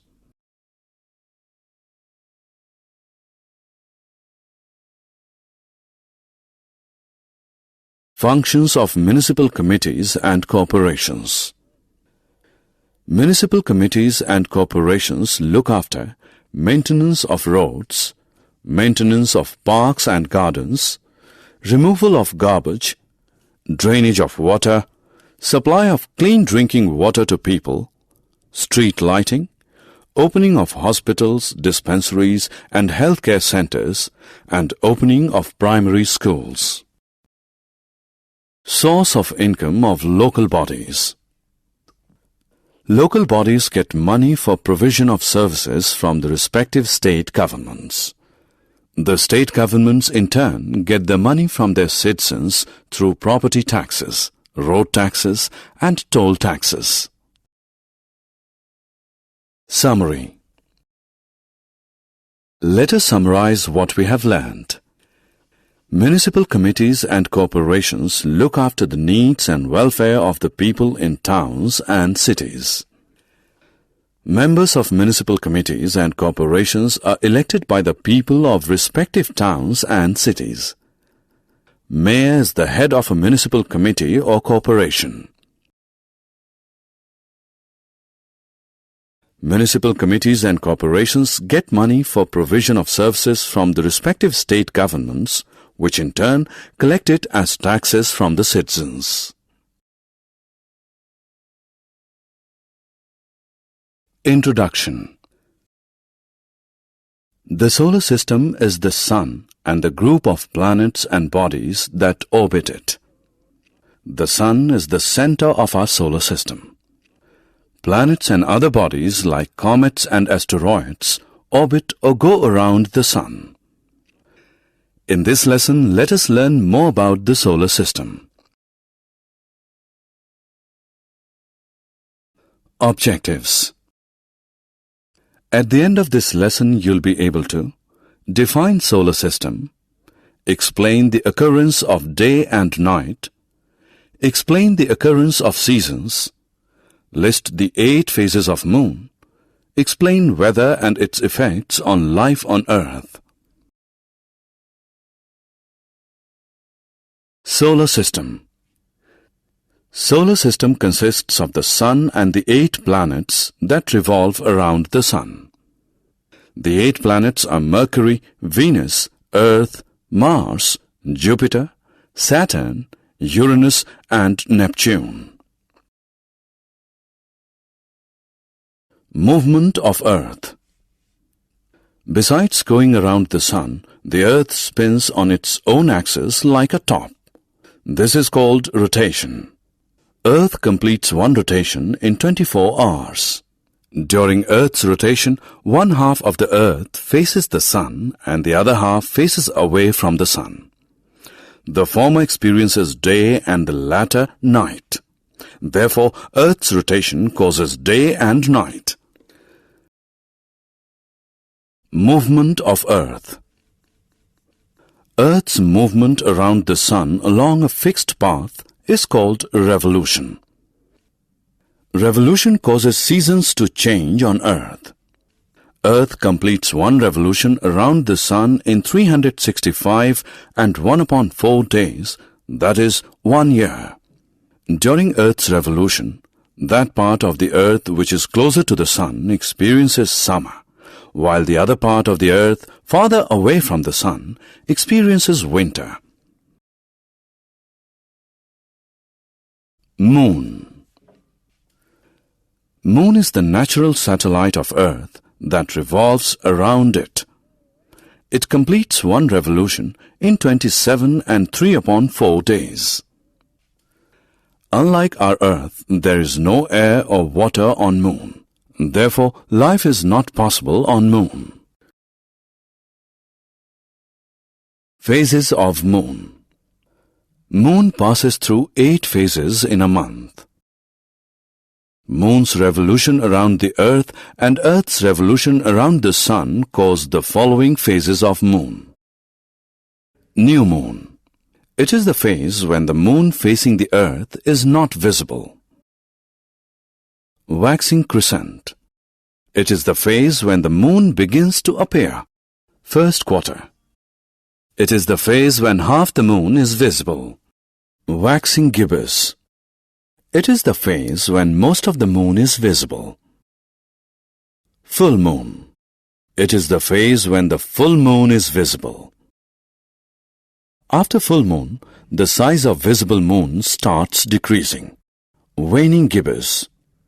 It is the phase that follows the full Moon phase. A small portion of the Moon is invisible. Last quarter. It is the phase that follows waning gibbous. Half the Moon is invisible. Waning crescent. It is the phase that follows last quarter. Most of the Moon is invisible. After the waning crescent phase, the Moon becomes completely invisible. First man on moon. Neil Armstrong was the first man to land on moon on July 20, 1969. Edwin E. Aldrin and Michael Collins accompanied Neil Armstrong. All three went to the moon as part of a mission named Apollo 11. They were dressed in specially designed spacesuits and carried life support systems on their back. They performed several experiments on the moon and collected samples of soil and rock for further research on Earth.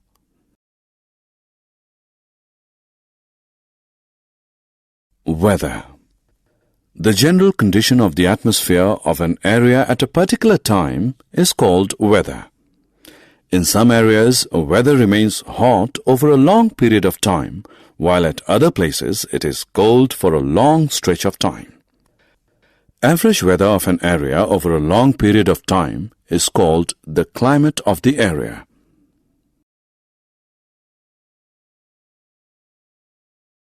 Effects of weather and climate. Weather and climate affect our lives in many ways. During hot days, we try to keep ourselves cool by wearing light clothes, using fans, coolers and ACs, drinking cold drinks and eating ice creams. In winters, we keep ourselves warm by wearing warm clothes, using room heaters, building bonfires and drinking hot drinks like tea and coffee. During rainy days, we avoid rains by staying indoors, using umbrellas and raincoats. Excessive rainfall causes floods. Weather and cultivation. Weather affects cultivation. Some crops like potatoes, tomatoes, soybeans, pumpkins, corn grow well in warm weather. Cabbage, mustard, peas, broccoli, carrot, radish grow well in cold weather conditions. Rainfall is good for rice and tea crops, but too little or too much rain can destroy crops. Weather and houses. Weather determines the structure of houses in a particular area. Houses with sloping roofs are seen in mountainous regions. Sloping roofs prevent accumulation of snow and water on roofs.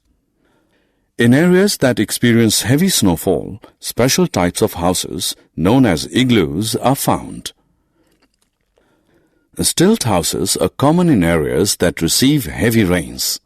Such houses protect people from floods. Summary. Let us summarize what we have learned. Solar system consists of the Sun and 8 planets that revolve around the Sun. Earth's rotation causes day and night. Earth's revolution around the Sun causes changes in seasons. Moon is Earth's natural satellite. Weather is the atmospheric conditions of an area in a particular time period. Weather affects lives, cultivation and housing patterns of an area.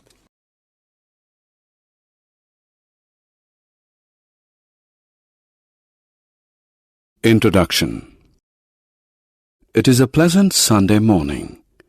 8-year-old Bhavesh is walking to a nearby store to buy milk, bread and butter for breakfast. On the way, he notices water gushing out of a pipe, a common sight in his colony in the early mornings. Bhavesh is aware of the cause, overflow of overhead tanks. Bhavesh is saddened by such mindless wastage of an important natural resource. Let us learn about natural resources and their importance in this lesson. Objectives. At the end of this lesson, you'll be able to define natural resource, distinguish between renewable and non-renewable natural resources, state the features of different natural resources.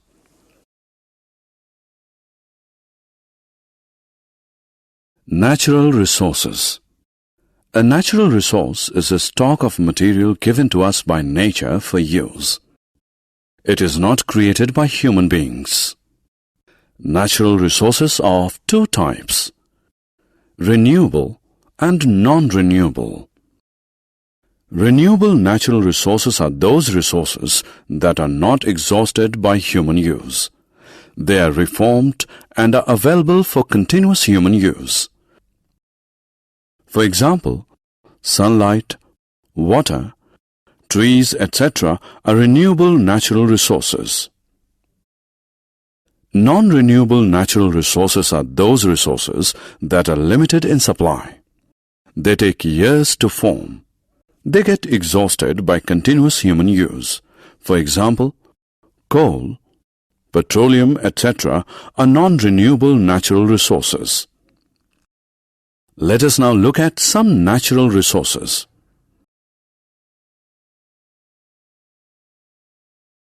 Sunlight. Sun is a star that gives us heat and light. It is an important natural resource. Plants use energy from sunlight to prepare food. Without sun, Earth would be very cold, dark, and impossible to live on. Air. Air is another important natural resource. Air is the mixture of gases. It consists mainly of nitrogen, oxygen, and carbon dioxide. Oxygen is essential for the survival of all living things. Water. About 70% of Earth's surface is covered by water. Water is also an important natural resource.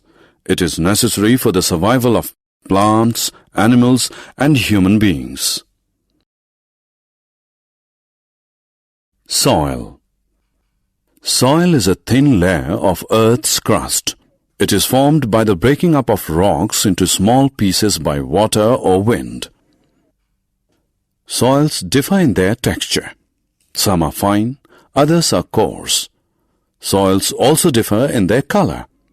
At some places they are red in color, at others black. Soil stores nutrients and water. Plants draw water and minerals from soil. Thus, soil acts as a medium for the plants to grow. It also provides shelter to ants, earthworms, and other insects and animals who make their home in the soil.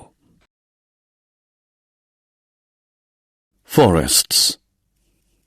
A forest is a vast area covered with trees. It is again an important natural resource. Forests give us oxygen. Forest also helps in rainfall. Trees give us wood for cooking, making furniture, and building houses. Paper is also made from trees. We also get fruits, nuts, and spices from trees. Coal and petroleum. Coal and petroleum are fossil fuels which take years to form. They are made from trees which get buried in the soil. They are non-renewable because they are limited in supply and can get exhausted by human overuse. Summary. Let us summarize what we have learned. A natural resource is a stock of material given to us by nature for use. Natural resources are of two types: renewable and non-renewable. Renewable natural resources are not exhausted by human use. Example: sunlight, water, trees, etc. Non-renewable natural resources are limited in supply. They get exhausted by continuous human use. Example: coal, petroleum, etc.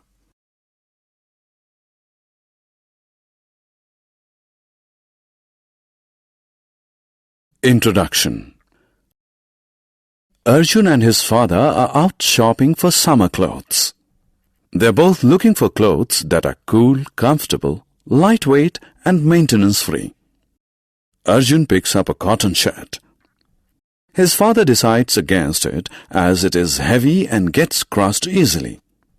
Arjun then picks up a synthetic shirt which feels light and is wrinkle-free. His father rejects it too because it does not absorb moisture effectively. Finally, after 2 long hours, they come across shirts which are made of blended fabric and have all the qualities they are looking for.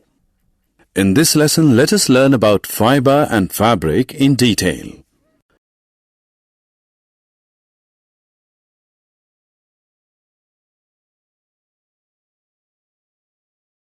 Objectives. At the end of this lesson, you'll be able to state the importance of clothes, define fibers, differentiate between natural and synthetic fibers, define weaving, dyeing, designing, and stitching of fabric.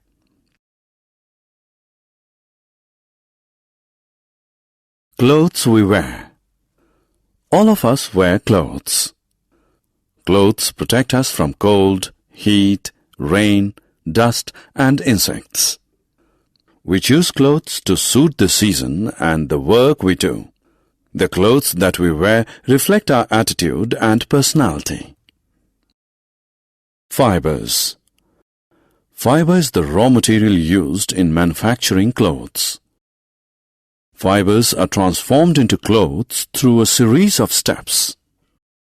First, raw fibers are twisted together to form long strands of threads known as yarns. The yarns are then woven and knitted to form fabrics. Finally, fabrics are used to make clothes of different sizes and shapes to suit the needs of the people. Fibers are of 2 types: natural fibers and synthetic fibers.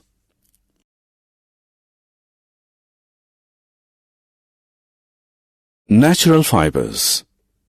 Natural fibers are made from plants and animals. Some natural fibers are cotton, wool, and silk. Cotton is obtained from plants. Wool is obtained from sheep, goats, and camels. Silk is obtained from silkworms.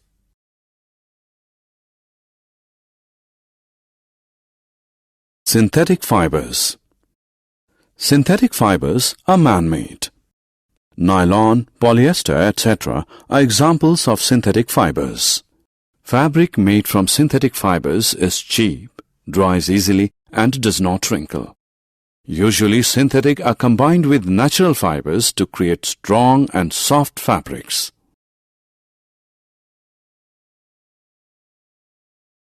Weaving. Weaving is the process by which fabrics are made from yarns. For this purpose, one set of yarns is passed horizontally and another set of yarns is passed vertically. Crisscrossing of yarns in this manner is known as interlacing. Finishing. The process that improves the appearance and usefulness of a fabric is known as finishing. Some important finishing treatments given to a fabric are brushing. The process of brushing removes short and loose fibers from a fabric. Calendering. The process of calendering improves the smoothness and shine of a fabric. Bleaching. The process of bleaching removes the natural color of raw fabric. Dyeing. Dyeing a fabric means giving a new color to the fabric. To dye a fabric, first a solution of dye and salt in warm water is prepared. Next, the fabric is dipped in the solution. Then the fabric is removed from the solution after an hour and washed. Finally, the fabric is dried. Designing. The beauty of a fabric can be enhanced by making patterns on it through the process of designing. Fabrics can be designed with the help of ink, paint, or embroidery stones, beads or crystals, laces or zari. Stitching. Stitching is the process by which fabrics are converted into clothes. It involves sewing a fabric with needle and thread. In olden days, stitching was done with hands, but nowadays stitching is done with machines.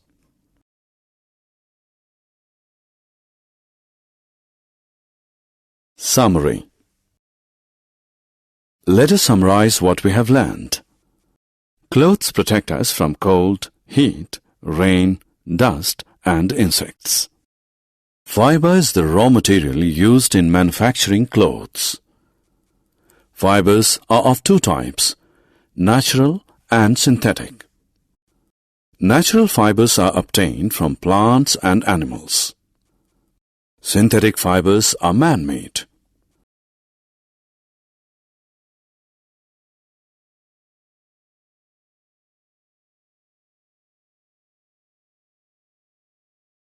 Fabric is made by weaving two sets of threads at right angles to one another.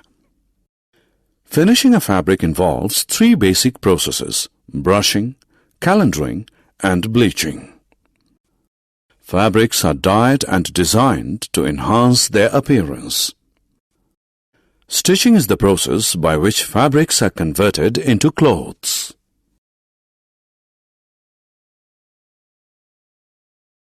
Introduction.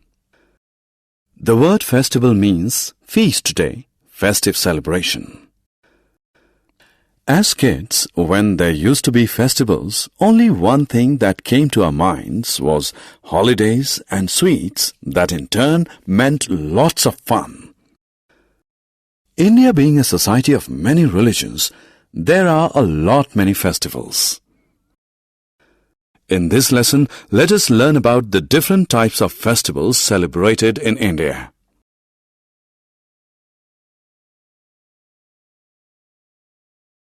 Objectives. At the end of this lesson, you'll be able to define festival, distinguish among national, religious and harvest festivals, list the characteristics of some national, religious and harvest festivals.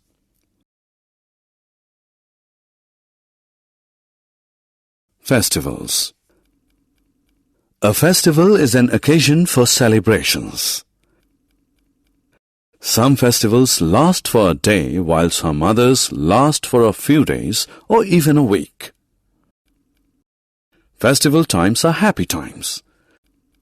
During a festival, we clean and decorate our houses, wear new clothes, pray to God, exchange gifts with friends and relatives, enjoy delicacies.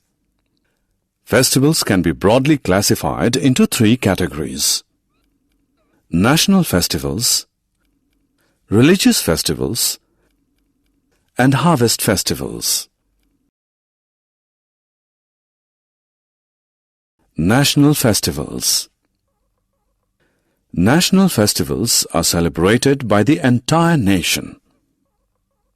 Some important national festivals celebrated with great enthusiasm in India are Independence Day, Republic Day, Gandhi Jayanti, and Children's Day.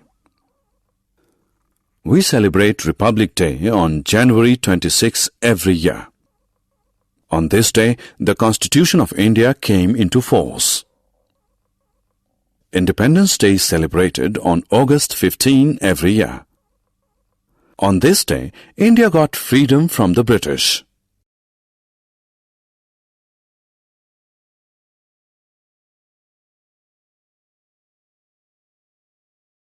Gandhi Jayanti.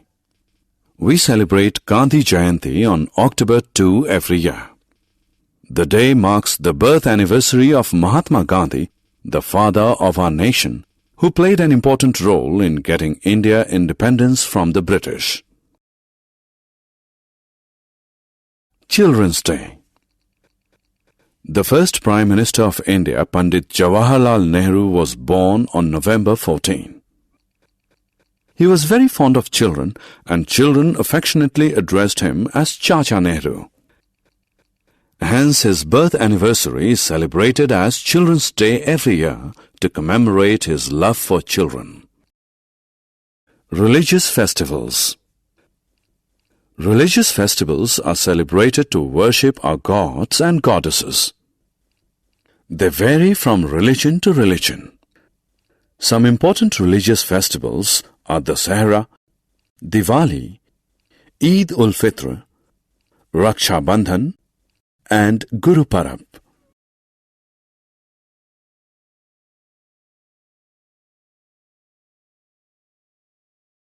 Raksha Bandhan. Raksha Bandhan is one of the festivals celebrated by the Hindus. On this day, sisters tie rakis on the wrists of their brothers and pray for their well-being, and in return, brothers promise to protect their sisters from all evil.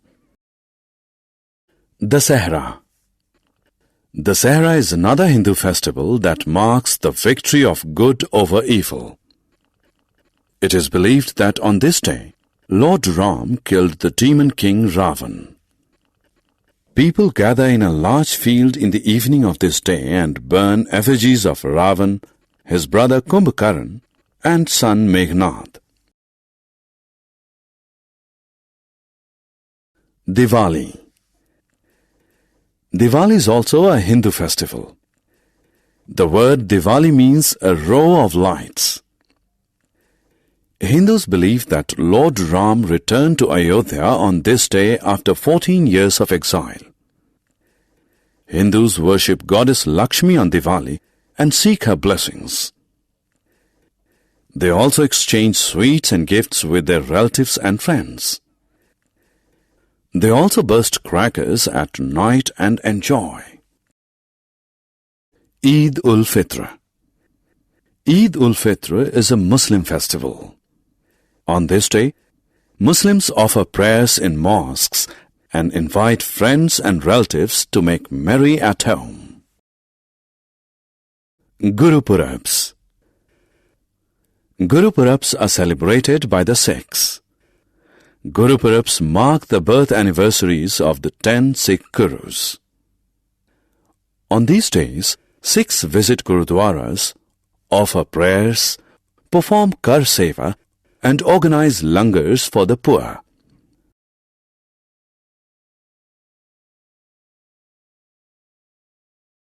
Harvest festivals. Now let us turn our attention to harvest festivals. Harvest festivals are celebrated in different parts of India when crops are harvested. Some well-known harvest festivals are Onam, Pongal, and Lohri. Onam is the harvest festival of Kerala. During this festival, people of Kerala prepare goodies at home, play games, and participate in snake boat race. Pongal is the harvest festival of Tamil Nadu. During this festival, people decorate their houses and worship the sun god for a bountiful crop. Lohri is the harvest festival of Punjab. On this day, people make bonfires and offer newly harvested crops to the fire god as a thanksgiving.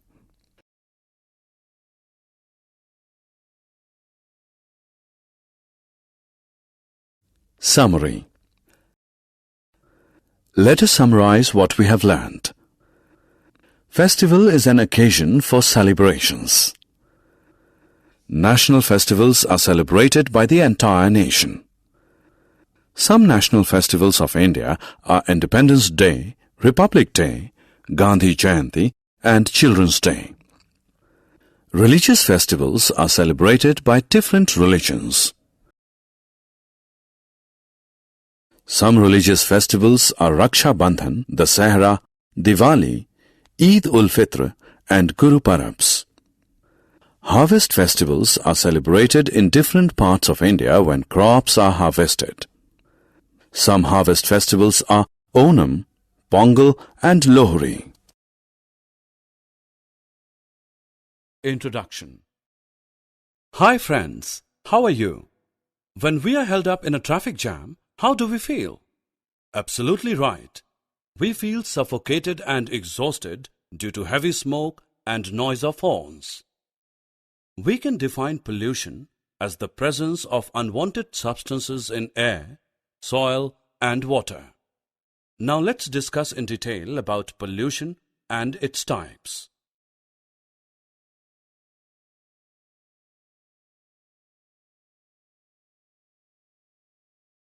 Objectives.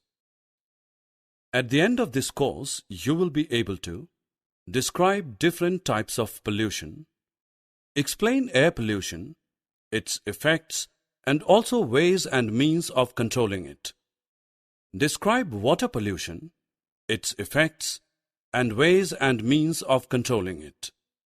Explain noise pollution and soil pollution. Friends, as we all know that air and water mainly supports life on the earth. But now these two are getting dirty day by day. As a result, there is no fresh air to breathe and clean water to drink. So let us discuss in detail different kinds of pollution. Actually, pollution is mainly of three types: air pollution, water pollution, and noise pollution. At first, let's know about the air pollution in detail. Air gets polluted when the unwanted substances, air pollutants, enter in it. But the question is, how these substances enter into the air? These substances, air pollutants, come due to burning of fuels, emission of poisonous gases from industries.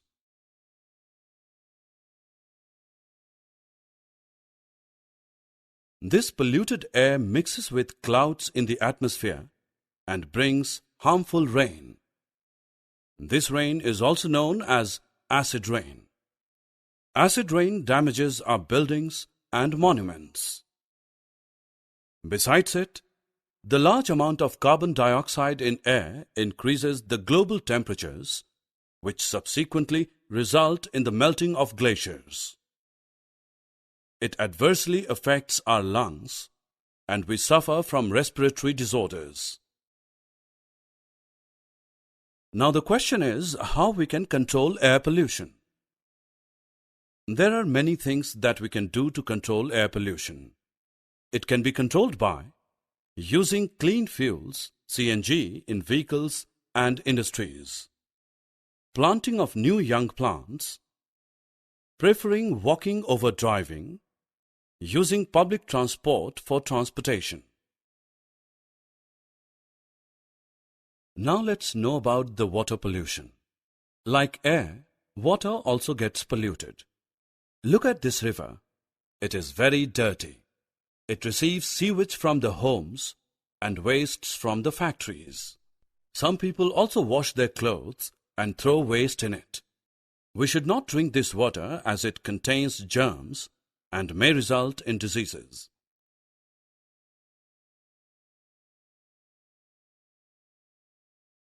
What are its effects? Poisonous chemicals released from factories and industries enter the water bodies, due to which marine life is getting affected. If we consume such fishes, we will also fall ill. Can we control water pollution? The answer is yes. To control water pollution, we should not dispose garbage and harmful chemicals directly into ponds, lakes, and rivers.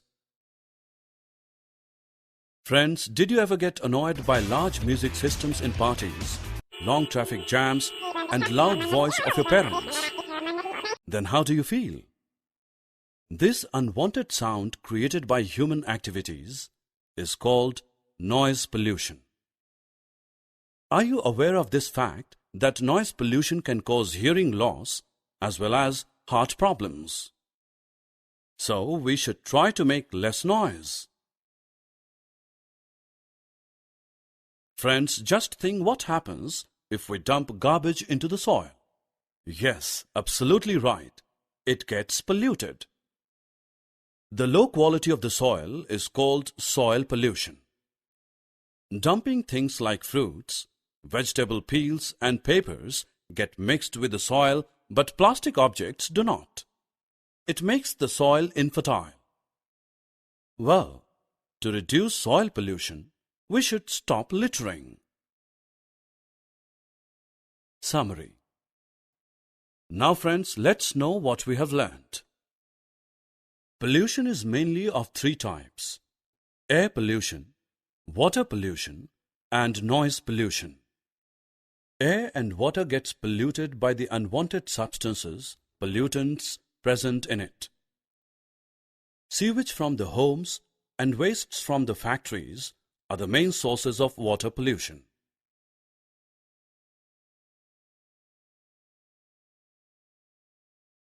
Polluted air and water have adverse effect upon human and animal health. To control water pollution, we should not dispose garbage and harmful chemicals directly into ponds, lakes, and rivers. The unwanted sound created by human beings is called noise pollution.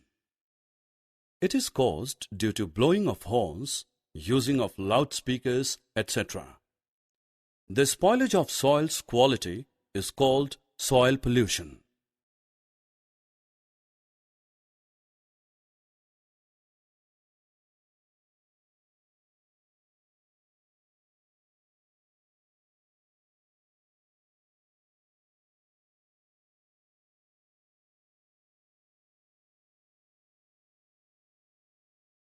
Introduction. An educational tour to Qutb Minar has been organized by Dhruv's school. The history teacher Lata ma'am takes the students around and tells them interesting details about the monument. Their attention is diverted by the laughter of some boys from another school. They turn around and find them scribbling their names on the walls around. Lata ma'am tells them that such monuments are public property. As citizens of India, it is our responsibility to protect them. So it is no good writing on them. Let us learn more about properties in this lesson. Objectives. At the end of this lesson, you'll be able to define property, differentiate between public and private property, state the importance of conservation of property.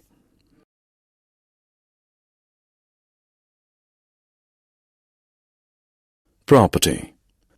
Property is anything that is owned by a person, a group of persons, or government. Houses, vehicles, farmlands, historical buildings, trains, and post offices are all properties.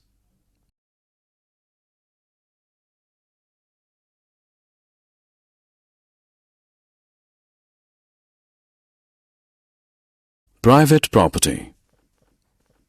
Private property is property owned by an individual or a group of individuals. For example, furniture, car, house, land, and jewelry are all private properties because they are owned by a single individual or a group of individuals. The owner of a private property can exchange, sell, or even destroy his property.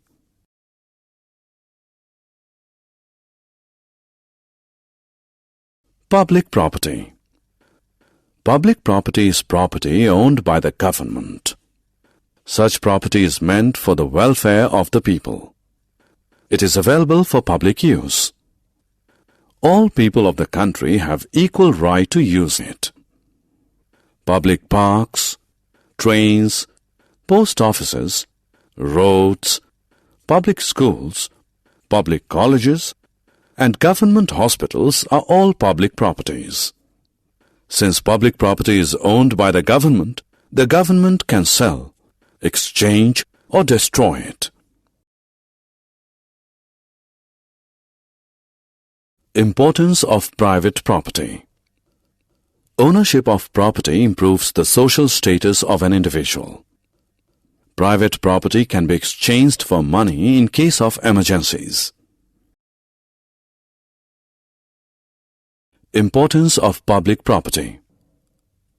Public properties like parks, hospitals, roads, railway stations, etc. are for public welfare. They provide comfort and convenience to the public.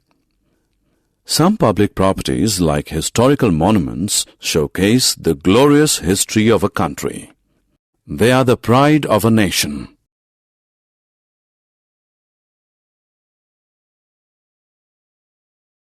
Conservation of property. People should take care of property. People should invest their money in properties that can give better returns. People should not harm or deface public property. It is their responsibility to protect and preserve them. Summary. Let us summarize what we have learned.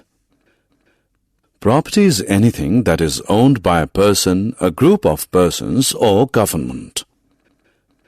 Private property is owned by an individual or a group of individuals. Public property is owned by government. Public property is for public use and welfare. We must preserve and protect property.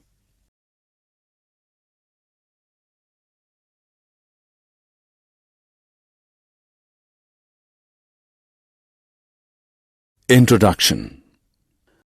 Aman is 8 years old and extremely naughty. Today, the science teacher has promised to take Aman's class to the chemistry laboratory to demonstrate some experiments. Once in the lab, Aman wanders away from the group. He finds a test tube with a bright-colored solution on a table. Out of curiosity, he smells it. He takes ill immediately. He complains of nausea and severe headache. The teacher rushes him to the school clinic where he is given first aid. In this lesson, you will learn about the rules that must be followed to lead a safe and secure life. Objectives. At the end of this lesson, you'll be able to list safety rules for home, roads, bus, school, classroom.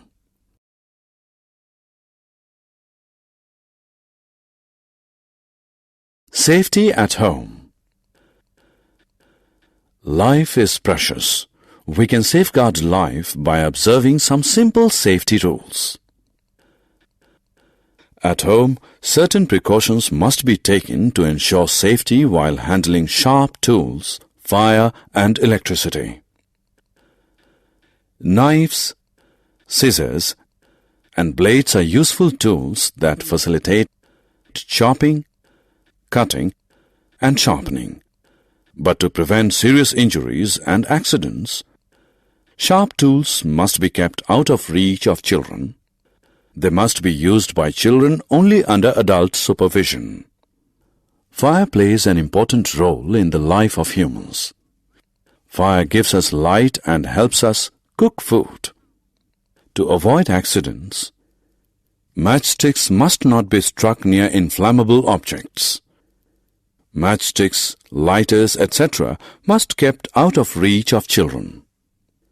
Electricity is man's best friend, but careless use of electricity and electrical appliances can lead to fatal accidents. To avoid mishaps, plug points must be covered when not in use. Switches and sockets must not be touched with wet hands. Electric wires must be concealed. Safety on roads. Road transport promotes trade by removing the barrier of distance. However, roads can be dangerous for pedestrians if traffic rules are not obeyed. To be safe on roads, walk only on the footpaths. Use the zebra crossing to cross roads. Cross roads only when traffic lights turn red. Before crossing the road, look to the right, then to the left, and then to the right again to make sure that it is safe to cross.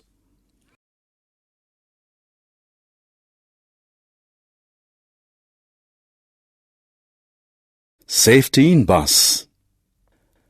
Buses carry people from one location to another. There are some safety rules which one must follow while using the bus. Stand in a line to get into the bus. Do not break the line or push others waiting in the line. Do not get into or get down from a moving bus. Do not lean out or put your hands and head out of a moving bus.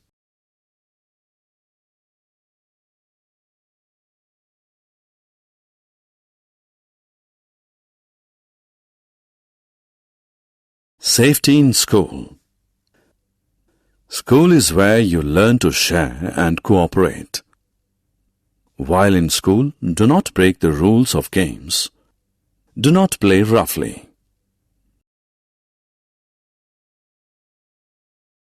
Safety in classrooms.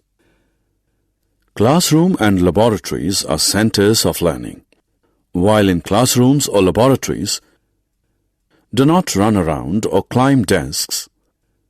Do not touch, taste, or smell any chemicals or salts without the teacher's permission. Summary. Let us summarize what we have learned.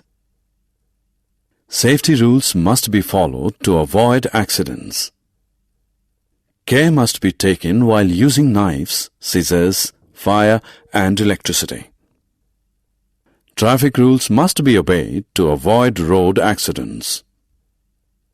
Rules must be observed while boarding and alighting from a bus. To avoid accidents and injuries in school and classrooms, safety rules must be followed.